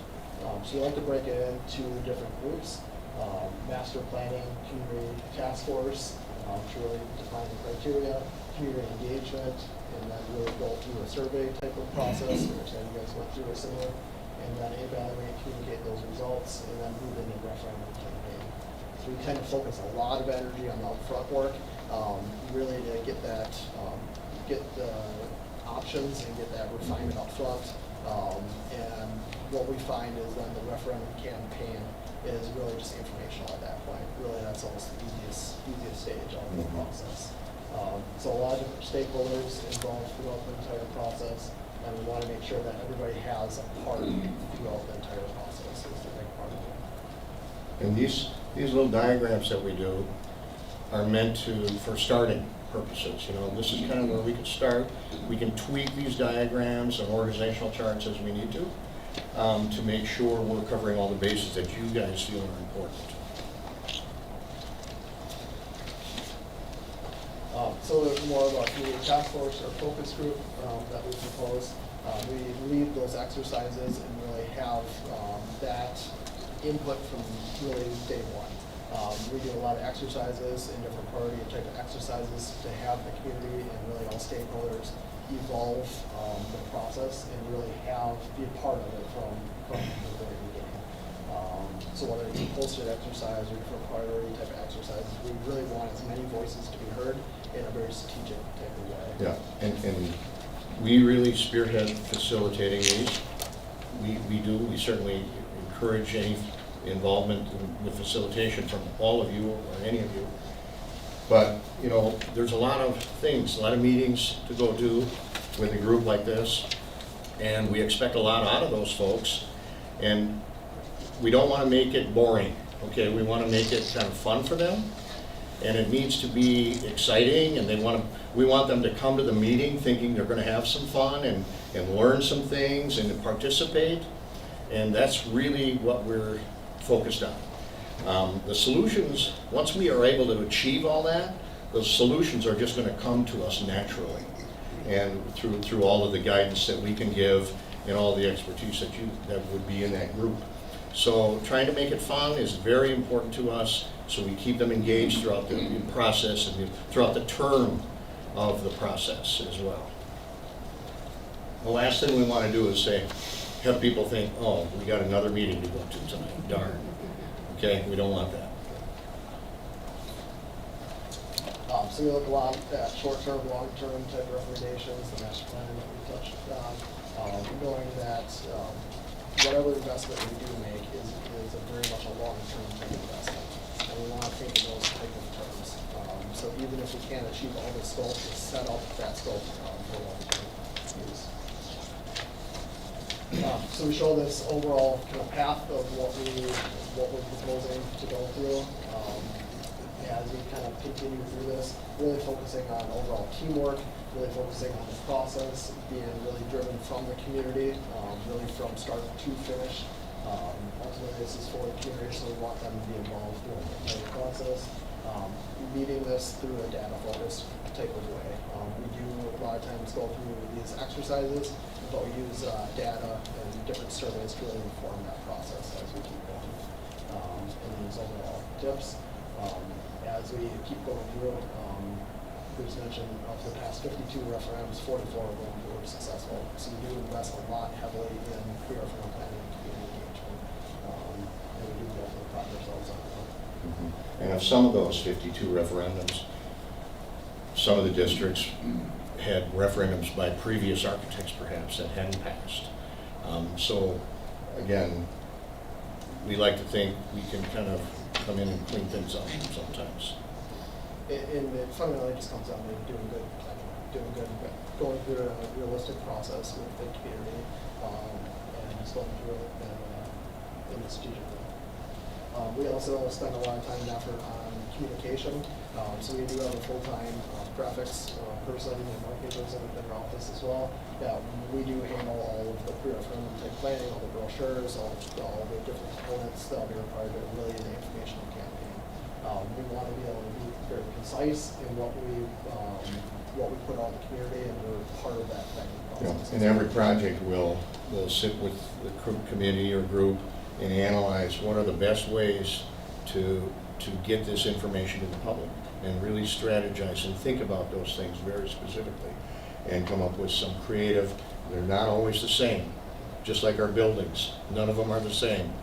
But we don't cookie cutter anything, so we really try to customize it to the communities and the districts we're working in. We've even brought community input into this type of planning as well. Mm-hmm. A lot of times we'll utilize local printers to give even more local this. Overall proposed timeline of what we're looking at.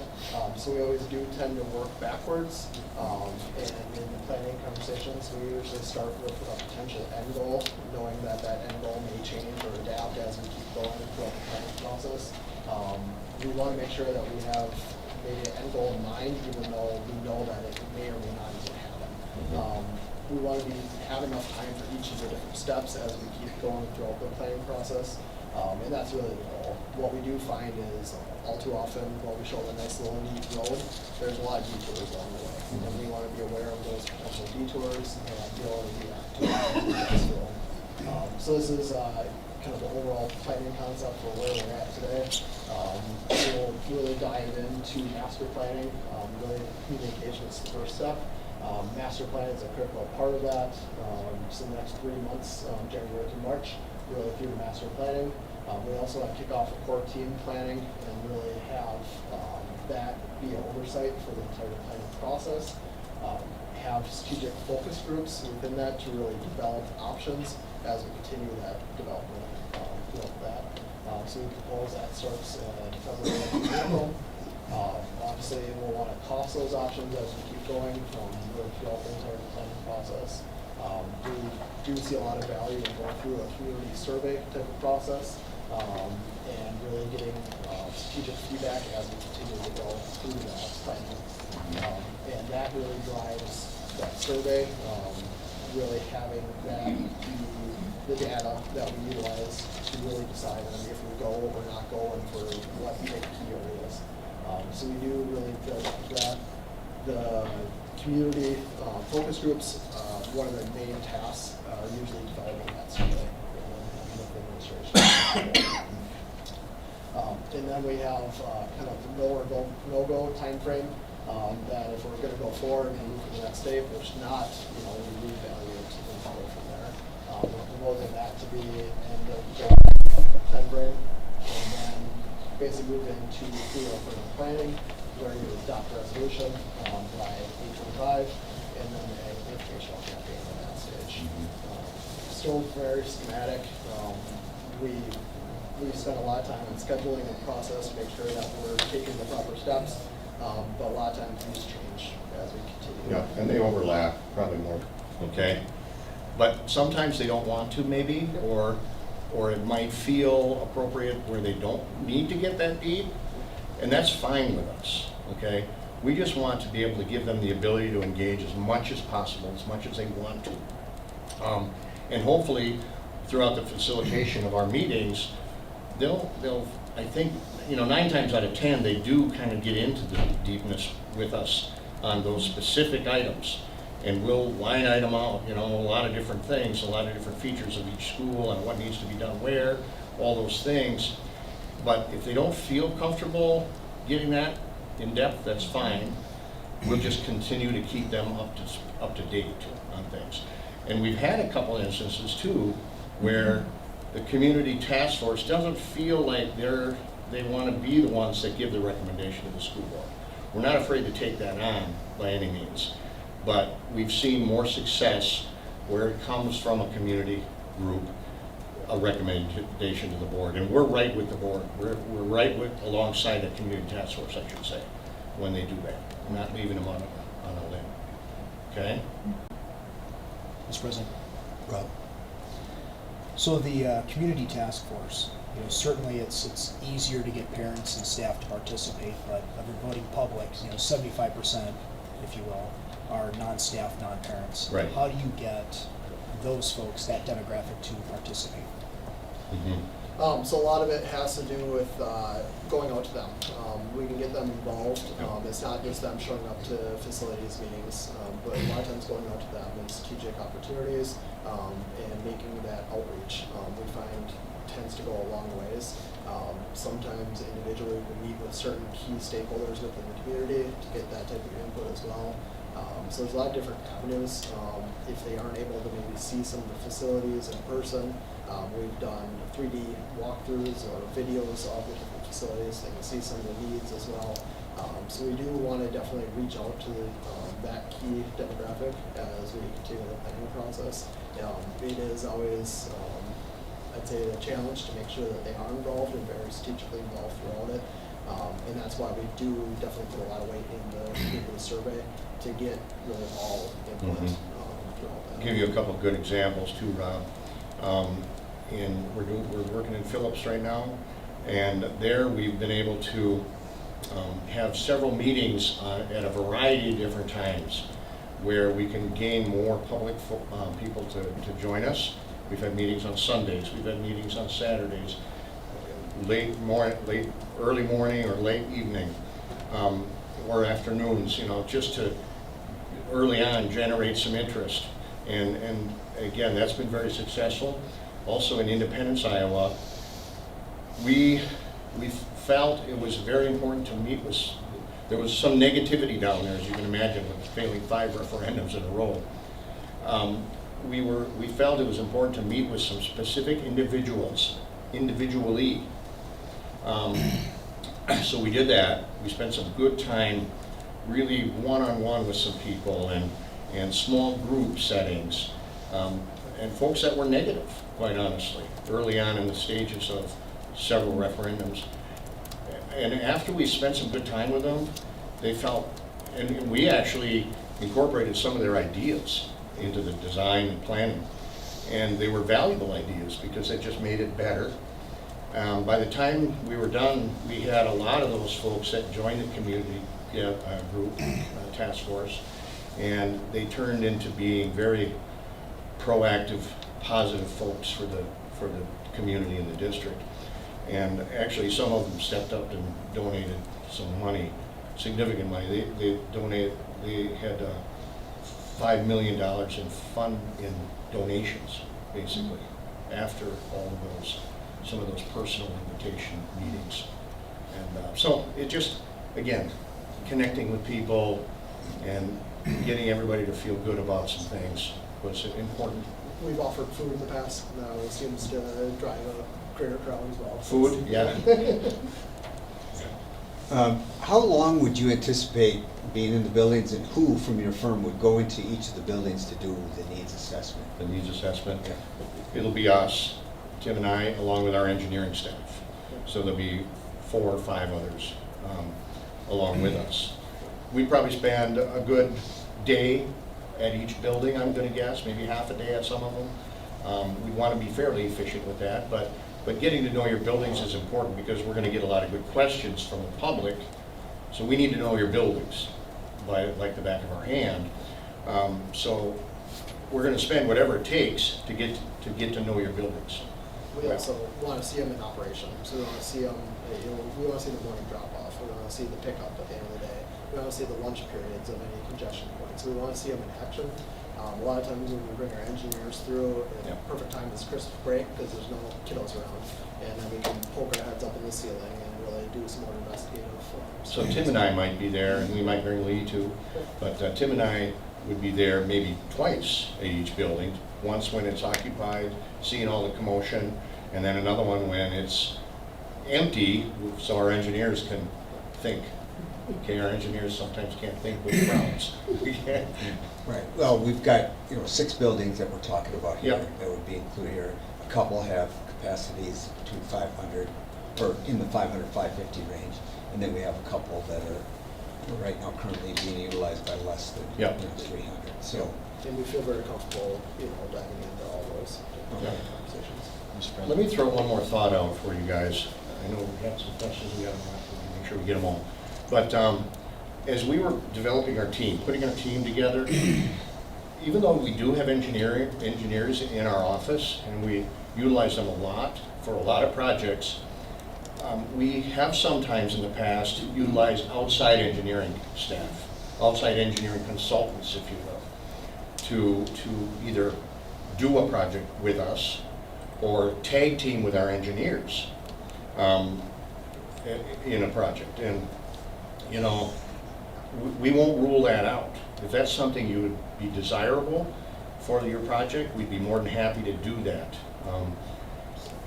So just so you know. If there is some firm or entity that has a lot of knowledge of your facilities, you feel very comfortable with them, we do partner with entities like that if Yep. it's advisable, and everybody agrees to. And I'll give, again, sometimes 2 pairs of eyes are better than 1. So, in my mind, a tag team approach makes some degree of sense in my mind. I'll give you a project we did in St. Croix Falls. I got to know a good friend of mine now, Randy Christensen from St. Croix Falls, who's an engineer with KFI. And Randy obviously was living in St. Croix Falls, wanted to be a part of the project. So we said, yeah, let's all, by all means, Randy, let's bring you on as part of our team. And it was a tremendous experience. And I got to know Randy pretty well. He's a tremendous guy. Mr. President. If Yes, that's Bob. something- I just had a question. It looks Sure. like you recently passed a referendum in Stevens Point, and you got 17 buildings. How many of those elementary schools are you have projects in? Are they renovations, maintenance? How many elementary schools? Yeah, just a little description where your elementary stuff Yeah, you're doing at Siemens. pretty much every one. Okay, and I can't even remember how many elementaries, there's a lot of them. And it's, you know, that whole project is spread out over several years, a few years, okay? So we did a batch last year, and now we're doing another batch of them, and then later this summer, we're gonna do another batch for next year's construction. And, you know, Rob probably knows somewhat about that project. But yeah, it's a big handful of elementary schools, and we're doing anything from just upgrading some finishes in some of them, to maybe some minor wall changes, to more significant additions, maybe reconfiguring their entrances for safe and security. Sometimes we're adding a gymnasium to them, so it's a variety of work at the elementary schools. It's really taking that comprehensive approach to all the facilities, making an entire community feel good about the planning process. So that's why we did spread out a lot of work between a lot of different facilities. We see that pretty good. So was it one referendum or three? It was one referendum. Well, there It was two, components, yeah. but some of it was capital improvement stuff, and then some of it was more building things. Was there separate questions on the referendum, or? There were, let me see, there was, I think, one question on each referendum, if I remember correctly. But again, more than one referendum happened there.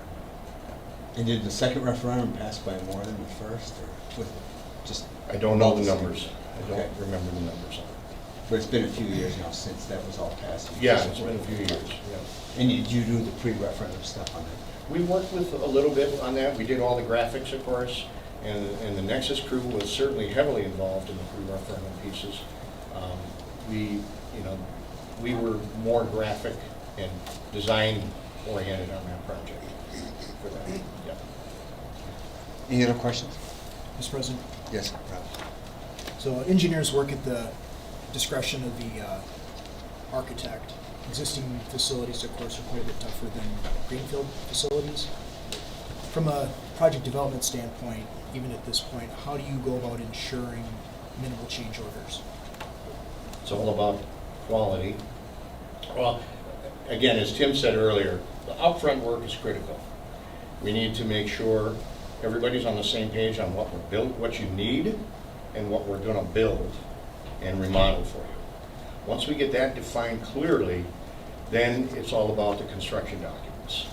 Making sure we spend quality time getting good quality construction documents to make sure that we're leaving nothing to the imagination to the bidders, to the contractors that are gonna bid it. We want to detail as much as we possibly can, and we think that's critical. We know it's critical, and we usually see better quality bids because of that, because we're not leaving something to the imagination. We're drawing pretty much everything. We don't want contractors to say, well, I really don't know what they need there or want there or mean with that drawing, so I'm just going to put $10,000 in there for that item, where if we draw it correctly, it might be only $5,000. So we see ourselves getting better bids and then better quality as well.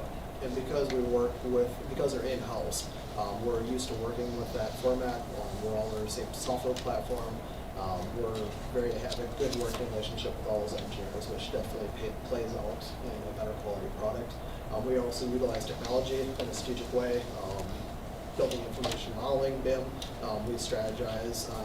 We've done this all three-dimensionally, and then we look for potential clash detections long before it ever gets into construction or even in that phase. We do different milestones to make sure that we have coordinated sets of documents, because really we put a lot of pride in the documents we put together, and having it clear and concise when we're getting construction is a big part of what we do. We routinely, in the bids we get, we just bid, what was that project? Lanesboro Schools, and the bids came in on $8 million almost within, tens of thousands, just a few $1,000s. The top two bids were within like a few $1,000s of each other. And that tells us that the drawings are good because the contractors are seeing everything the same. There's no guesswork there. And we routinely get really close bids because of that. We don't have bids at 12 million and another one at 6 million. And that's really important. And we often get compliments from contractors after a project is bid out, even from the contractors that don't get the bid. They'll tell us, write a note to us and say, the drawings were spectacular. We appreciate bidding your projects. And we love to hear that, because that really is just money in our clients' pockets, really, when it gets right down to it. It also makes for a more streamlined construction process. Time is money on site. We want to make sure that everybody on site is very efficient, that we minimize any potential changes throughout design and construction. So we want to be very strategic on what we put out on the streets.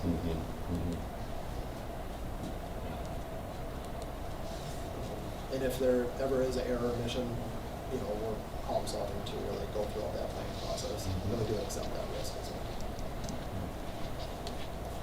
You guys have got a lot of good questions, tremendous questions. I'm guessing that before you were architects, you literally were out there putting up structures and, Okay. I can't think of the right word.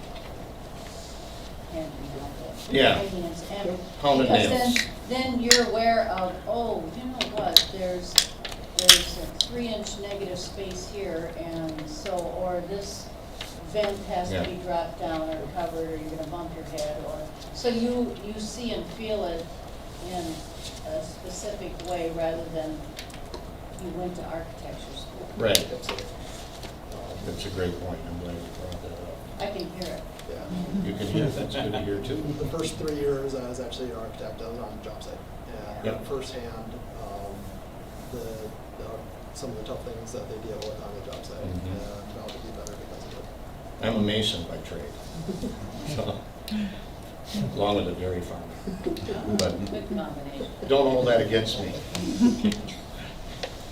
All right, any other questions? Otherwise, thank you very much. Thank you very much. Thank you. Good to meet you. And look forward to your decisions, okay? Thank you very much. Thanks, guys. Yep.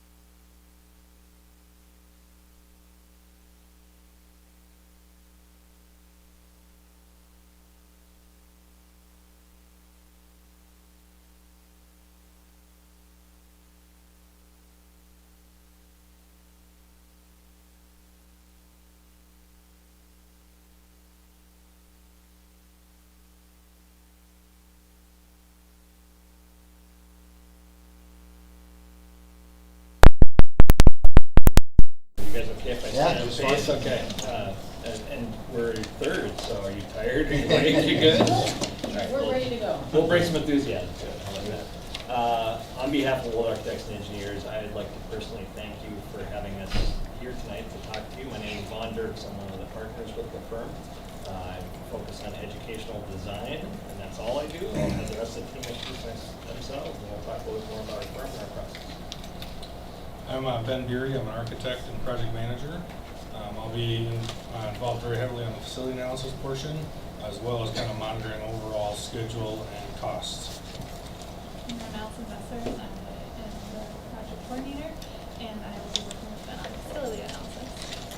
I'm Valerie Peterson. I've been with Wolf for almost 15 years on K-12 buildings. I will be helping the facilitation of the long-range planning efforts, as well as focusing on community use and activities. And I'm Paige Sullivan, and I will be helping out Val and Vaughn on the long-range planning efforts. I'm also a project coordinator at Wold. And just as a side note, I am a Hudson grad, graduated in 2010, and went to school here K through 12, so I'm extremely excited about the opportunity to work in the city.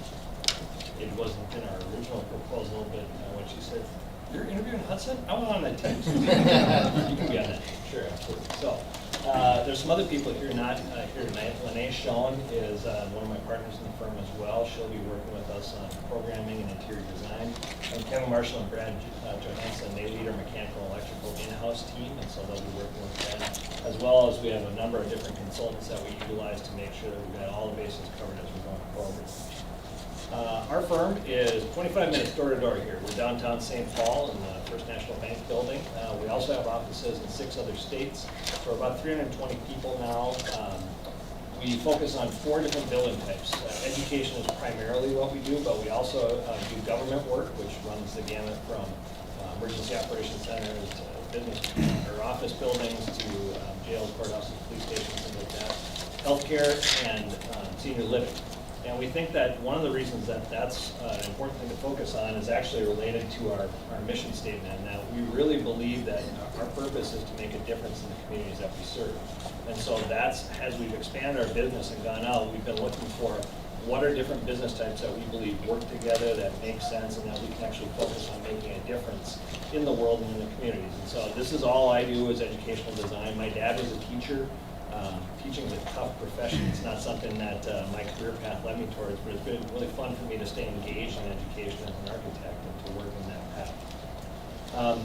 Part of doing schools for us is we believe there's lots of things that we should be doing as educational designers. And it's not telling you this is how you should be teaching. It's never saying this is, we're experts and you should listen to us. But it's having lots of challenging conversations around where do you want to go? What are your goals? How can we help you get there? And so that's what we believe our process is focused on, is helping people identify what they want to do, what those goals should be, and having those conversations to move forward in that process. And we believe we've been really fortunate in our career in that we work with lots of different districts who we think see the same value system that we do.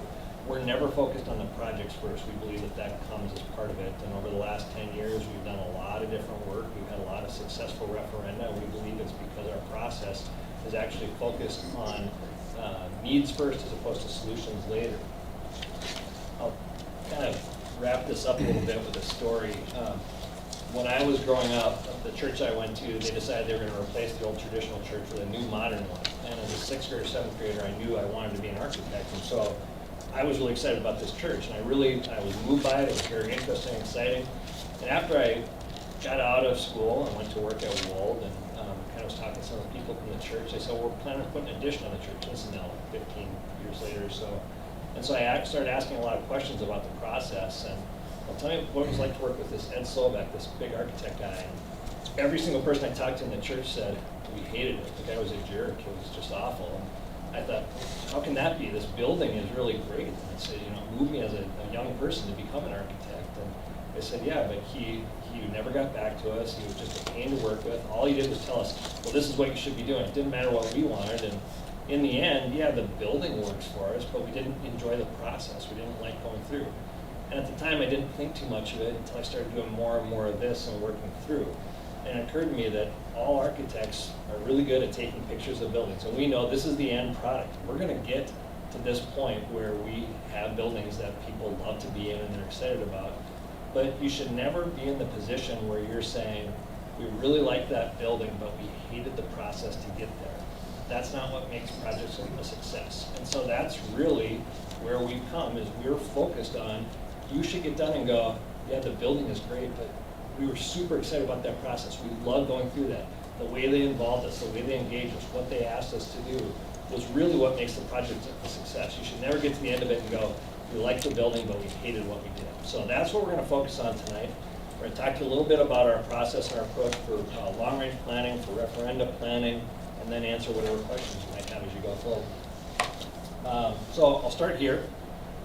Long-range planning, this is usually what happens, is people say, we know what we need to do in the buildings, or we have a vague idea of what we need to do in the buildings, and they jump right to solutions. But inevitably, the process is never about solutions. You can get to solutions, but it's identifying the needs, because in identifying the needs first, that's what communities vote on, that's what they agree on, and that's how you move forward in these items. It's what builds that cycle of trust with your community, because you're listening to them, you're engaging them in the process. They're saying, yes, they're resolving the needs we identified, and that's how we build the plan moving forward. So we're going to refer a lot to this diagram tonight. It's in the document that we handed out. It looks confusing right now, but we'll keep coming back to this, and I assure you that it'll be a lot more clear as we go forward. So this is our process, a rough framework for how we would follow a long-range planning approach. It starts up at the top with initial team meetings, where we're meeting with your administrators and your key stakeholders in the process to say, who should be involved, how do we do this, what are the schedules that we're following, just get the sort of the nuts and bolts down. And from there, it's about collecting data, because we have to have all that data in place before we can ever start talking about what the needs are. We have to give the committee members the information that's going to be relevant as we go forward. So we're gathering data, getting down to gathering input, which is that community engagement process, and then agreeing on needs and stopping and pausing and saying, is this actually what we're going to do, before we ever get down to starting to look at options that meet those needs. From there, we can develop the options, we can come forward with a recommendation, and we can get things moving as we go forward. And those needs are really, they're defined into three different categories. There's physical conditions, sort of what makes up the building. Educational criteria, which is how you want to teach in the buildings, and activity and community criteria. So we'll start with talking a little bit about physical conditions and go forward from there. Yeah, so we'll go into much more depth on these, but really physical conditions, you might think of that as kind of asset preservation. What do we need to do to invest in our buildings to make sure we can maintain what we have today? So it's really just kind of looking at your current assets and how to best maintain them. Educational criteria, and there's the fundamentals like physical conditions, like enrollment and capacity, but then there's the higher level thinking. What are your strategic goals? What are the programs that you want to be able to offer, or where do the buildings stop you from being able to teach the way you want to teach within the buildings? And considerations of activities beyond the educational or physical ed. How does your community use the building? What programs are out there? Not only the athletics and walking space, but also how does theater and performances get utilized? In terms of the data itself, some of it's very objective. It's going to be stuff that you can collect, you present to the group with black and white. It either is or it isn't as you go forward. Some of it is very subjective in nature. It's things that have to be discussed with the group. Those are more emotional. There's not a right or a wrong answer. It's on a gray scale as you go forward, but they're all critical in terms of how we start to build that criteria for the group together. And so we're going to start with the facility analysis, because that's sort of the foundation, the bedrock to the process, and it can stand alone in some ways. So Ben, you want to take that? Yeah. So you can see, it's on the screen and it's in the handout as well. You can see our steps. And bear with me, you're all saints for having to live through 3 hours of talking facility analysis tonight, but I'll also hand around one example as we go through this. And this is actually just the summary document, so there's about another 3 inches worth of book behind this. But I've tabbed a couple pages. You can feel free to flip to those, but let's do that. So we start with kickoff meeting, as Vaughn mentioned. It's, again, we want to make sure we're aligned with your goals for facility analysis. And then we go on tours. And what I mean by that is we'll take architects, mechanical, and electrical engineers. We'll all walk every square foot of your building. And ideally, we do that with district staff, because we really want to get their input as well. And out of that, we're going to come up with a list of findings. And findings aren't solutions or projects, they're really just findings. From there, we'll pause and take those findings and kind of categorize them. And so we have categories like site, exterior, what calls the exterior envelope. We'll look at code items like accessibility. Then we'll go down, look at mechanical electrical systems, and we put all those findings into these categories. And then we'll kind of pause and do those team admin meetings again, because there's a lot of ways to address those findings. For example, you might have mechanical system A in a building, and it's outdated, it needs to be replaced, but in the long run, you don't want to have A again, you want to have mechanical system B.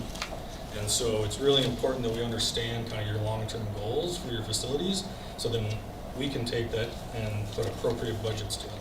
Again, there's a lot of different ways to handle asset preservation. I would just, from there we'll prioritize. And so that prioritization is really important, and we kind of use a 1 to 5 list. 1 being something that's an immediate need, something that's broken, following time down to item 5 might be something you'd like to do in like a 10-year time span.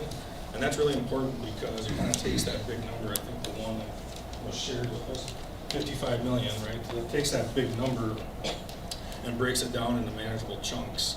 And I think that's really important for your community as part of the engagement process, is to understand how might we take that $55 million number, or whatever it's going to be, and break it down into more manageable chunks.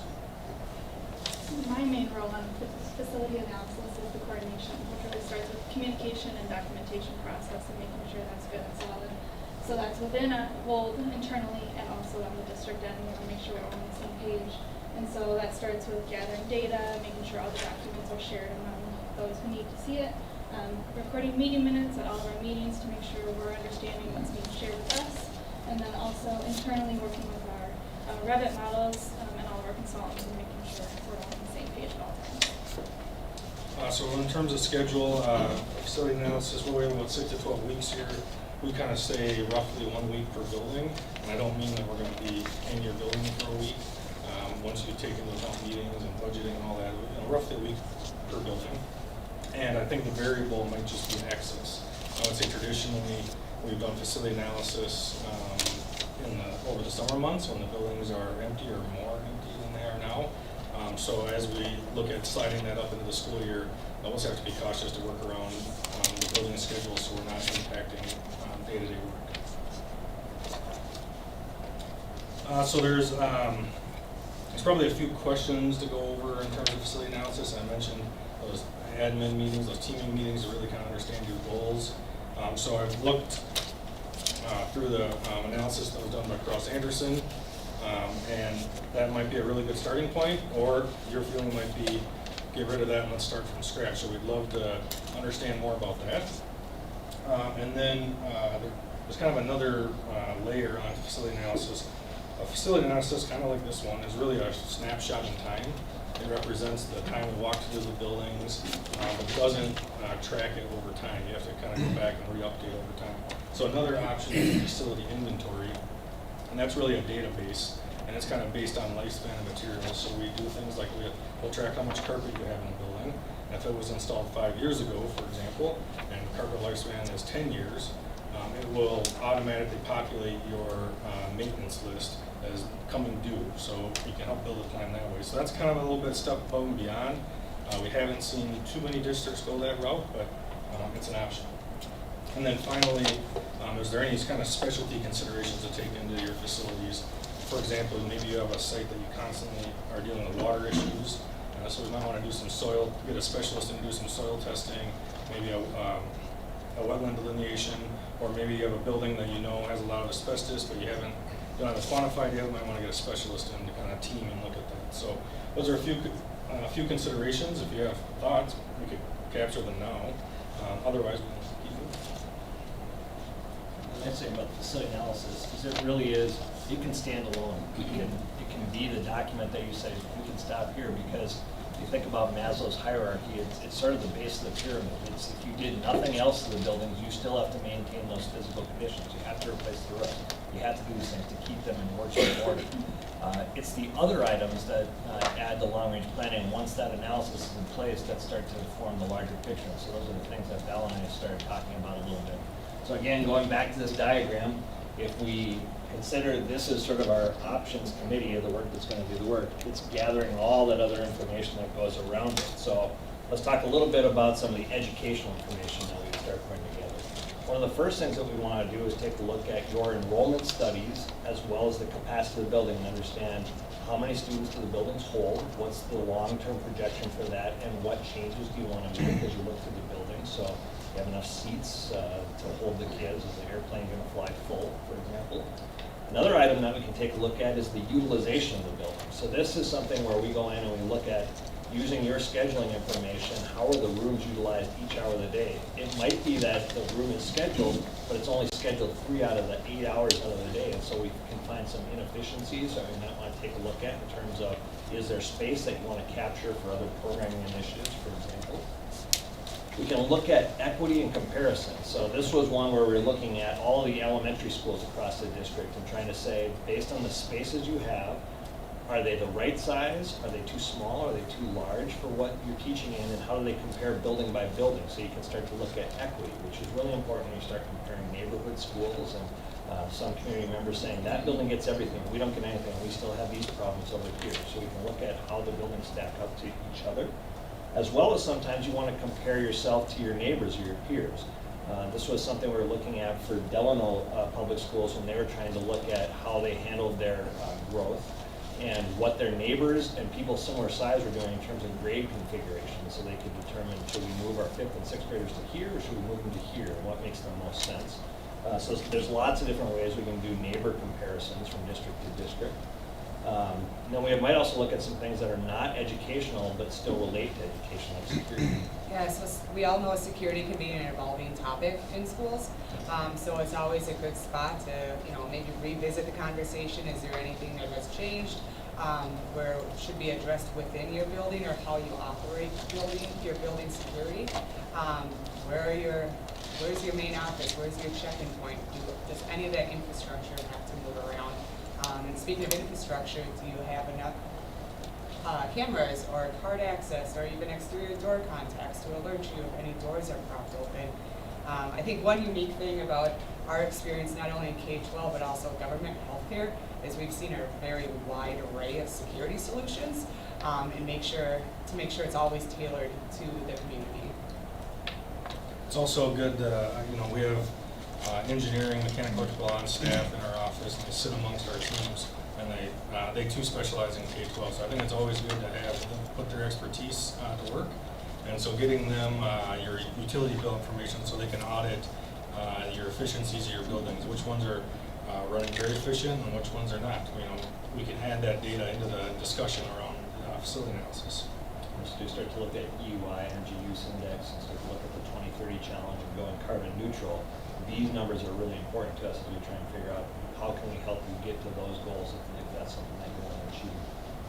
And then, as I mentioned, there's a lot of other things that are far more subjective and that you can't collect data on, but we want to find out through interviews, through experience, what are the other issues that you're dealing with. It may be that there's some emotional issues. Usually when we're talking about neighborhood schools, there's always some of those involved, but there might be other factors as well. There might be an investment value or amount that people say this is what we think the community is willing to go forward with, or even alignment to larger strategic goals. And I think that's one thing that's very exciting is we look at your website and talk with Nick a little bit about where you want to be even 5 years from now. You've got a very strong map in terms of these are the initiatives that we want to have in place. We want to make sure that the facilities are aligned with that, and more importantly, don't prevent you from doing some of those things. There's some things that you want to teach that your facilities can actually hold you back from, and so we want to make sure the facilities are aligned with that regular way as well as you move forward. So the community, most of your residents do not have students in your school. So one way to reach a broader community is through your activities and your performances and your community access. It's critical for a number of reasons. Often your community users and activity users can be the most vocal, and they can be your biggest advocate for enhancements to your facilities. A lot of the times or a lot of our goal is to decipher from the wants. Like, we want another gym space because we're practicing so late at night.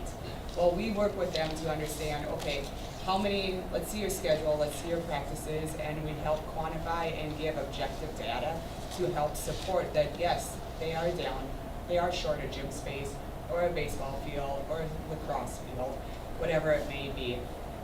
Really, these community members can help lead the charge for a successful referendum.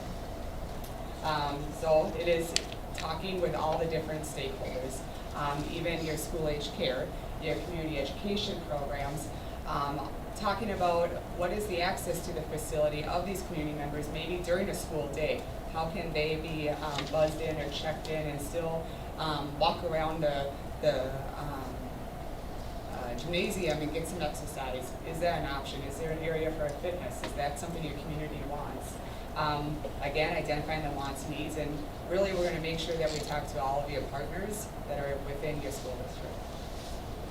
So similar to the facility analysis coordination that Allison touched on earlier, my role will really be to take all of this data and information that we gather during the long-range planning process and consolidate it down into diagrams that are really easy to read and concise, kind of like the one we see on the screen here that we did with the Somerset School District. And ultimately, these diagrams will become your communication tools moving forward. So Allison and Paige might have smaller speaking roles in this, but really, if you think about what we're doing, they're the ones that are doing all the heavy lifting in terms of gathering the information, the data, and pulling it all together. And I can't stress enough the communication piece, making sure the meeting minutes are going out quickly on time so that as we're giving stuff back, we're making sure that we heard things correctly in the process. It's a very transparent process. We would estimate this would take about 4 to 6 weeks. Paige, myself, and Lene would actually work with the different principals of each school, as well as your teaching and learning, your student services, and other administration to really help understand where do you want education to be within your district, so we can help understand how your schools should operate from a capacity and utilization standpoint. That doesn't mean that 4 to 6 weeks is after the facility analysis. That's an overlapping time frame, and so it's all part of that same data gathering. So gather data now, got everything in place that we think we can, and there's always going to be new stuff that comes up during the meetings, but the next part is really starting to work towards identifying what the criteria is going to be. So we bring the information together, but your community group is going to tell us, this is what we think we need to be focused on right now, this is maybe a longer term goal. We want to make sure that we capture as much as we can. Sometimes it's actually might even be operational versus physical conditions or facility issues, but it's important to have the understanding and the knowledge of that as you're moving forward. For example, one of the items in Princeton, which is the school district I grew up in that we're working with right now, they're talking about the high school is too crowded at lunch because they only have 2 lunch shifts. So why do you only have 2 lunch shifts for high school at 9-12? No wonder you're a little crowded right now. And we got at some other issues that the district was able to say, yeah, we probably need to go back and revisit that, because rather than put a multi-million-dollar addition on the building and redo the kitchen, if we made some operational changes, we could probably resolve that issue tomorrow if we needed to. In terms of options itself, it's a pretty simple, straightforward process. So with the committee, we'd identify what criteria we're going to have, and that's really saying this is what we want to resolve. We're going to develop options that resolve all the criteria, and that keeps us in an apples-to-apples comparison. So if a committee member says, well, what if you did this, this, and this? We back them up and say, well, hold on a second. Your criteria says this. Do you want to change the criteria? No, the criteria is probably right. All right, well, then that option doesn't make sense. We're okay changing criteria with a group if we move forward, but they have to do it together in consensus building. It's not unanimous, it's consensus to move forward. So we ask committee members, what other information can we bring back? Do you feel it's studied enough? And they have to be willing to say, I think my issues have been heard, I understand where the group is, and I'm willing to move forward. We evaluate those options and reach consensus and come forward. So we talked a little bit about the schedule for data gathering. This is a conceptual framework that we would use from an options committee standpoint. And so this is similar to what we did in Somerset when we went forward, just for reference. It's about 5 to 6 meetings, and we meet every other week because that gives us enough time to generate images and data moving forward. Meeting 1, we're presenting, here's the data that we studied. We're starting to write preliminary criteria with the group. We're getting their preconceptions on the table, so someone says, well, I think, you know, this is our highest priority right now. Okay, well, your data doesn't show that, or it does show that. And hearing where the group's in agreement on some things or not in agreement. Meeting 2 is continuing to develop that criteria, bringing back any additional information they've asked for. Maybe we're touring the buildings with our options group. Meeting 3, we're refining that criteria and starting to develop preliminary options now and drawing some things up, testing it with the group. By meeting 4, we're refining those options a little bit more. Our criteria really started to be solid at that point. And meeting 5 and 6 is more finalizing those options, developing the costs, and getting ready to bring it forward to the board. Ultimately, this group is making the recommendation to the board. We are not the recommendation maker because nobody in your community cares about what we have to say. It's not about us. It has to come from them because that's the foundation for this support for a referendum. So that usually takes about 8 to 12 weeks, again, if we're just going on an every other week process as we go through. It also involves maybe 20 to 40 people. That options committee can be, you know, whatever size it needs to be, but the more voices you want to have heard, if your committee gets too large, it really limits that impact. And we know that one of the things you've asked us about is, how can we have a better community engagement process in this? So this is a single committee approach. We could also break all this down, which we've done with other districts, to say, what do we want to study here and how do we want to involve this? So one example would be those 3 areas of criteria we talked about at the beginning. Maybe there's a committee that just works with Ben and his group to say what's in the facility analysis and sets criteria around physical conditions only. We have a group that just looks at educational issues and sets criteria around that. We have a group that just looks at activities in community. Maybe it's 10 to 15, 20 people per each one of those. Now you can see where we've got 30 to 60 people involved before we ever get down to looking at options. Take some of the people from each one of those committees, put them into an options committee that's maybe 30 to 60 people large, and they set the options. We might have some other specialty committees. If we've got a group that says, I really want to study the pools in the district, I want to understand that better. Maybe that, you know, if there's a really big hot button issue, maybe we've got a side committee that just looks at that. There might be a finance committee that says, we're going to look at the tax impact around these options that you're developing and understand it from a homeowner, a renter, a business, and an agricultural level, and we'll tell you what we think the community will support, and the options have to match that criteria. So we can get well over 100, 150, 200 people involved in this process by giving them different avenues to give us input on areas they want to focus on. And the reason that's important is because if the committees get too large, it really gets hard for people to have their voice heard. There might also be some community presentations that we give at that time, ways for people to give feedback without being part of the committee process that we can sort through with the groups. So again, they're hearing the feedback and they're making the adjustments on it as opposed to us as a team.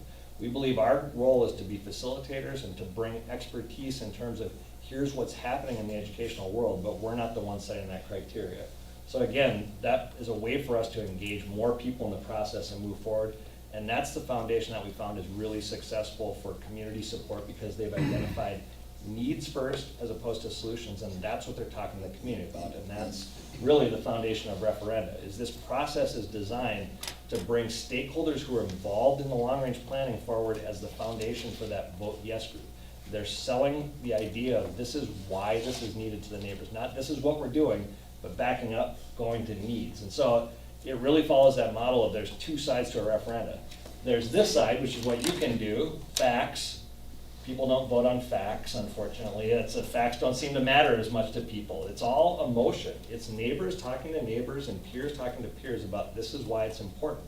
And so we have to get that need fully understood by the people in the community because that's what's going to be behind selling it. And there's lots of strategies we can use. We can use our marketing group to help create written information for websites, etc. But a better strategy that we found recently is what we're calling a captain strategy. So this strategy has worked for a few districts that we've worked with. And I know that we're presentation number 3, and it's getting close to my bedtime. But so I did some simple math. So let's just say the number of votes you need for a successful referendum is 5,000. We ask for you to grab 50 captains. And these captains, as Vaughn said, are the emotionally driven, the really motivated supporters of your district. Those 50 will grab 10 more people. Those 10 are committed to find 10 more people. And it stops there. It's not going to be a total hierarchical pyramid scheme there, but sounds like a pyramid scheme. So yeah, it's it does. Similar to a pyramid yeah. scheme.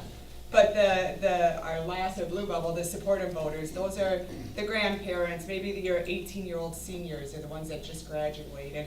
You know, the ones that don't have the ambition to go find 10 more, but they will commit to going to the polls on election day. That's nice because it really takes it out of that aggressive, hostile sort of voting environment that we're in right now and just says, we're not asking for you to change someone's mind. We're just saying, you know 10 people who are gonna vote yes, get them on your list, make sure that they go to the polls and vote on voting day. And it creates word of mouth, it's underground, it's a very healthy process for them to go forward with. And then once your referendum is successful, we know that we're not talking project implementation right now, but if we were fortunate enough to continue working with you, all the work that we did as part of this would be very similar to what we do moving forward. It would be consensus-based planning approach. It would be following steps and procedures to make sure that we stay on time and on budget. A lot of core planning group process mirrors that long-range planning process in early stages of the design. During the next phase, we meet with all the staff for any space that we're touching to get detailed user group information to make sure that everyone on our team has heard that information going forward. We can help you with your district in putting together master standards and specifications, finishes, systems for the district. And we've got a very comprehensive quality control approach for design and construction to make sure that we stay on time, on budget, and you end up with really, really high quality facilities so that in the end, not only are you happy about the process, but you're also happy about the buildings. And you say, we're really set up for the future. So when that time comes, we'd love to talk to you about that further. But in the meantime, you've probably got some questions for us about our process, our approach. We want to collaborate with you, and we're super excited and happy for being in tonight. Thank you very much for that opportunity, and happy to answer any questions you might Rob? Who does your project budgeting and how is it done? You want to start with that? Yeah, sure. So I'll do facility analysis category first. In the facility analysis, we'll kind of have each discipline estimate their portion. But what's really important in that is, so for example, if we identify windows need to be replaced, architecture will do an estimate on that. If we identify a boiler needs to be replaced, mechanical will do an estimate on that. But what's really important, I think a benefit of everybody sitting together is we gotta make sure that we're getting total project costs. So for example, if you're want to do a domestic water piping replacement, for example, that's all above ceiling. Well, it's good that we all sit together, we can coordinate, so architectural can figure out the ceiling cost, mechanical can get the piping, and it might be efficient to do lighting upgrades at the same time. So we kind of look at a comprehensive project approach, if that makes sense. And then I would say on, if you're looking at, an addition or something like that, so it really falls on the project manager for doing estimating, but that's the benefit of having a 300-person plus firm. Is what that means is we're bidding hundreds of projects a year in the K-12 market. And what that allows us to do is pull on a really strong current database of costs that we can use to apply to additions. So I don't know if that answers your question, Rob. If that's the answer, that's the answer. We also, we do keep track of everything that's bidding in our office so that we can see where we're at. We use an outhouse cost estimator and we track how their estimates are compared to the work that we're doing. And a lot of times we're actually, because we're in a network of people, we're asking, well, what are you seeing things bid at? What are you anticipating for inflation this year? So we utilize the resources of our contractor friends, and Cross Anderson being one of those. We utilize the resources of Nexus, ICS, other people that we work with in the industry. We utilize, take a look at what's happening in the other offices, and we actually see what their workload looks like, because a lot of times the contractors are actually driving from areas like Chicago if they've got a down economy and coming here. So we're looking at multiple factors as we go forward and trying to make sure that we're accurate getting out to when we anticipate the work being bid, sort of that mid point of the process, and that's what we have to set our project costs on. Thank you. Other questions? Rob, second question, go ahead. Yeah, thanks. So you talked a little bit about a community group, and certainly it's easier to get parents and staff to participate. 75%, roughly of our voters will not be parents and will not be staff. How do you get those folks to engage? Probably the biggest piece to that is, you know who your different community leaders are. And I'm not talking about when you go find Reverend Smith. You know who's got the biggest voices in the community, whether it's positive or negative. And so we want to identify those people up front. And if, no matter where they are in the sort of spectrum of the conversation, we talk to them with the district to say, this is the process we're going to follow, and we think that you should be a part of this because you have a strong voice here. And we think that your opinions are important, and we want to make sure that we've got a broad representation. We don't want to just bring cheerleaders to the table for the school and say, we've got all the positive people here because we're not going to get accurate feedback. And so we work with the district to identify who do you think are the most accurate people, and then once we have some of those core people involved, we ask them, who else do you think needs to be at the table as part of this process? It is the component that some districts are very nervous about, is that when you say we're going to engage in a community process, you're kind of opening yourself up to saying whatever the community tells us is what we're going to have to work with and live with. However, that's what it's going to take to pass most referenda, is you're going to have a strong enough process that it can withstand the harshest negativity, as well as bring down some of that super positive energy that comes with some of your district voices that want to be involved with everything. And so we don't know the community, but we certainly know the questions to ask to start to get at the community and use the community itself to help recruit for that process. Question number 3? Oh, Heather wants to do one first. Go ahead. So it was, I don't want to say good, but seeing the really big number in the back of that sample assessment you passed around made me feel a little bit better. One of my concerns, so we have this very quantifiable way, and you alluded to it, to get at the kind of the deferred maintenance needs, and it's a really big number, right?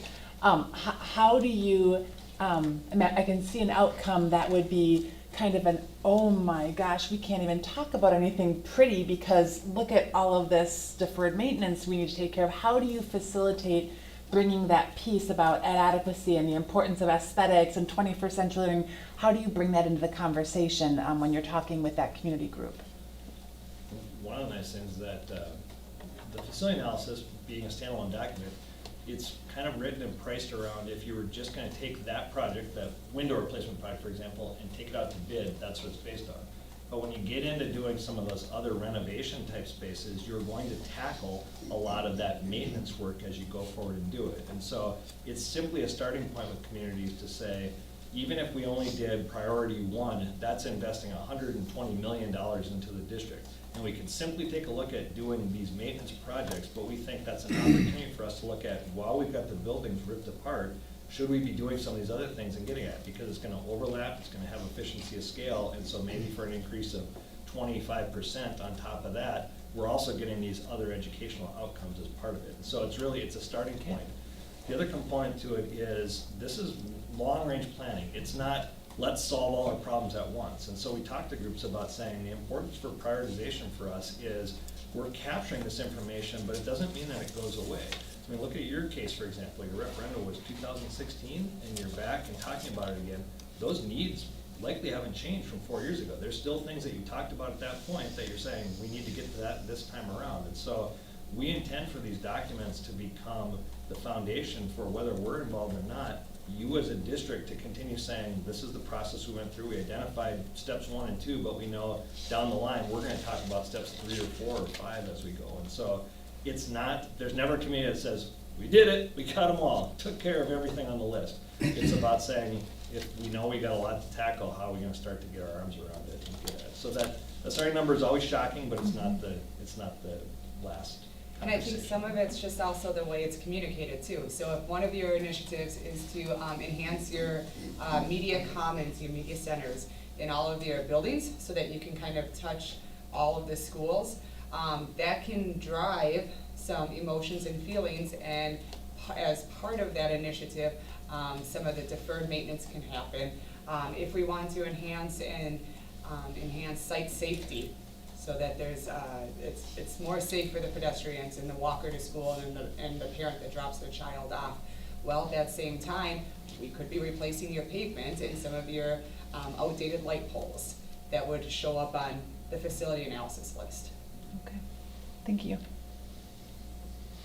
Any other questions? One more. So engineers work at the direction of the architect. And certainly greenfield construction is quite a bit more simple, if you will, than working in existing facilities. How does your development process in existing facilities minimize the potential for change orders? Well, for starting, the reason that we added engineering decades ago was because we wanted them, they only do about 65% of our work, and they were set up really to service existing buildings as opposed to doing new building construction. So we give our engineers the hard work as opposed to outsourcing that. Secondly, we, in our process of sort of quality controls, we're looking for all those things that we can identify and see ahead of time to make sure that when we get down into change orders, we've minimized the amount of unforeseen conditions we can have. We work extensively with code officials and regulatory agencies to make sure we've got preliminary reviews of what we're planning on doing and agreement on our approach to minimize what a building inspector might see on site, because the codes unfortunately aren't black and white, they're very gray as well.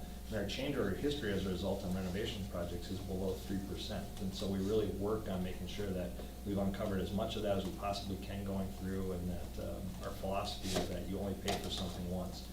We don't, if it's not in the bid documents, we're gonna work hard to get a fair value for it if it's something that hasn't been seen. If it's in the documents wrong and it has to be corrected, that's something we're taking care of. Any other question? I have one concern. The, I don't know how much you know about our process that we've done before, but we had we went for a $111 million new high school without, frankly, you know, a really in-depth community engagement process. And the community then told us that they didn't want the building, and of course there's no votes for 4 different reasons. But, so we went back to the drawing board and we did like about 2 or 3 different engagement processes, but all at once. And one of what we think was the key to our success was a survey. You don't mention survey at all in this process. And I was wondering how it is that you could see us getting to a yes vote on a referendum without being able to identify through a survey what the community wants. I agree with you 100%. We do believe in surveys because we're not the ones doing the survey. We didn't really talk too much about it, but in the process, there's a couple of different key times that we think survey makes the most sense. One, before you ever start getting into options, to understand what's the community's opinion of the district and where you're at, and understanding sort of their trust level. So that's a big time. But 2, once the projects are formed, but before you move forward and saying, this is what we're finalizing, this is our recommendation, to understand what their financial pulse is, as well as do they agree with the needs that you've identified and how you're planning on tackling them. And so there's a couple different survey groups that we could recommend and bring forward. There may be ones that you work with, and we're happy to be a part of that. But I agree 100% that surveying is a key to making sure that you know what's going on. You're not just guessing, you're not simply just relying on the committee work that we do, but you're also using third-party sources. My second part is, I'm intrigued by your process. I mean, we're successful in White Bear Lake, right? And I know a little bit about that community and its history and everything. But getting to that yes vote with, you mentioned about the survey, but your timeline, a lot of the aspects you said, assessment of the buildings can take 6 to 12 weeks, and getting the development of the criteria can take 6 to 12 weeks. And this, and if you add them all up, we're into 2021, but yet your timeline has a final recommendation, finalized preliminary recommendation in the middle of June. And I don't know, the 2 aren't jiving. I just don't see how your draft timeline makes sense given the presentation you just gave us. June would be an aggressive one if you want to try and hit a fall vote this year. But I would say that that's part of our conversation in terms of trying to put a schedule together without having any conversation with you really about what do you think makes the most sense for you and where do you want to be with this, and working backwards is how we would go about that process. What has to happen from our end is the more aggressive you want to be with the schedule, assuming that we can have the community follow along in that process, and you're not pushing them too hard. It just shortens up our time frame in terms of, okay, how do we get a facility analysis done in 4 weeks? What's that look like? How do we run our planning, our criteria meetings faster? How do we run our core planning group, long-range planning meetings faster? Can we meet with them every week? What is it gonna take for us to develop diagrams from that standpoint to get it to that point where it can move forward? I will say, I start to get a little bit leery when schedule drives it as opposed to figuring out what the community is gonna tolerate, but we have to know the schedule in order to work backwards from that. But if we're feeling like as a group, the community's not ready, you shouldn't be beholden to your schedule. You probably wanna take a look at what that schedule means. But it does get a little bit challenging at times to move forward and to hit the pace. And so that would be one of the first conversations we have in those initial district meetings is talk to us a little bit more about what you're thinking in terms of schedule and timeline. And we'll look at it from different angles. You know, what kind of project are we maybe talking about here? How long will it take to build that? When would the implementation be? What does the design process and the construction process look like that as well? So you can see, are we talking about 3 years at that point then before somebody's even into a building? Is that what you want to have? And so there's some factors on the tail end of that point from referenda as well to understand. Okay. And then I see, obviously you got vastly more experience in Minnesota than Wisconsin. What is the timeline for a board resolution to a vote in Minnesota? Minnesota has to follow the MDE process, which means it's 90 days for review and comment minimum, and so we usually work back 3 months from when their vote is to when the board has to make a decision. Wisconsin's a little shorter than that, and I think the bigger issue is not necessarily formal timeline as much as it is education campaign for the community.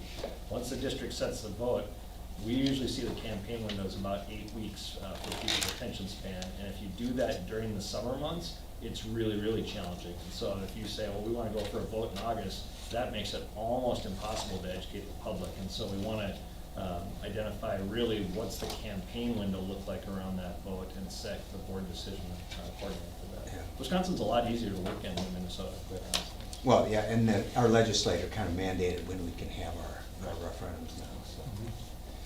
Any other questions? Okay, well, thank you very much for your Thank time. you for having us in. Thanks so much. Appreciate it. There's very good detail in that. Take a 5-minute recess, Jamie, and then we'll go. Yes, yep.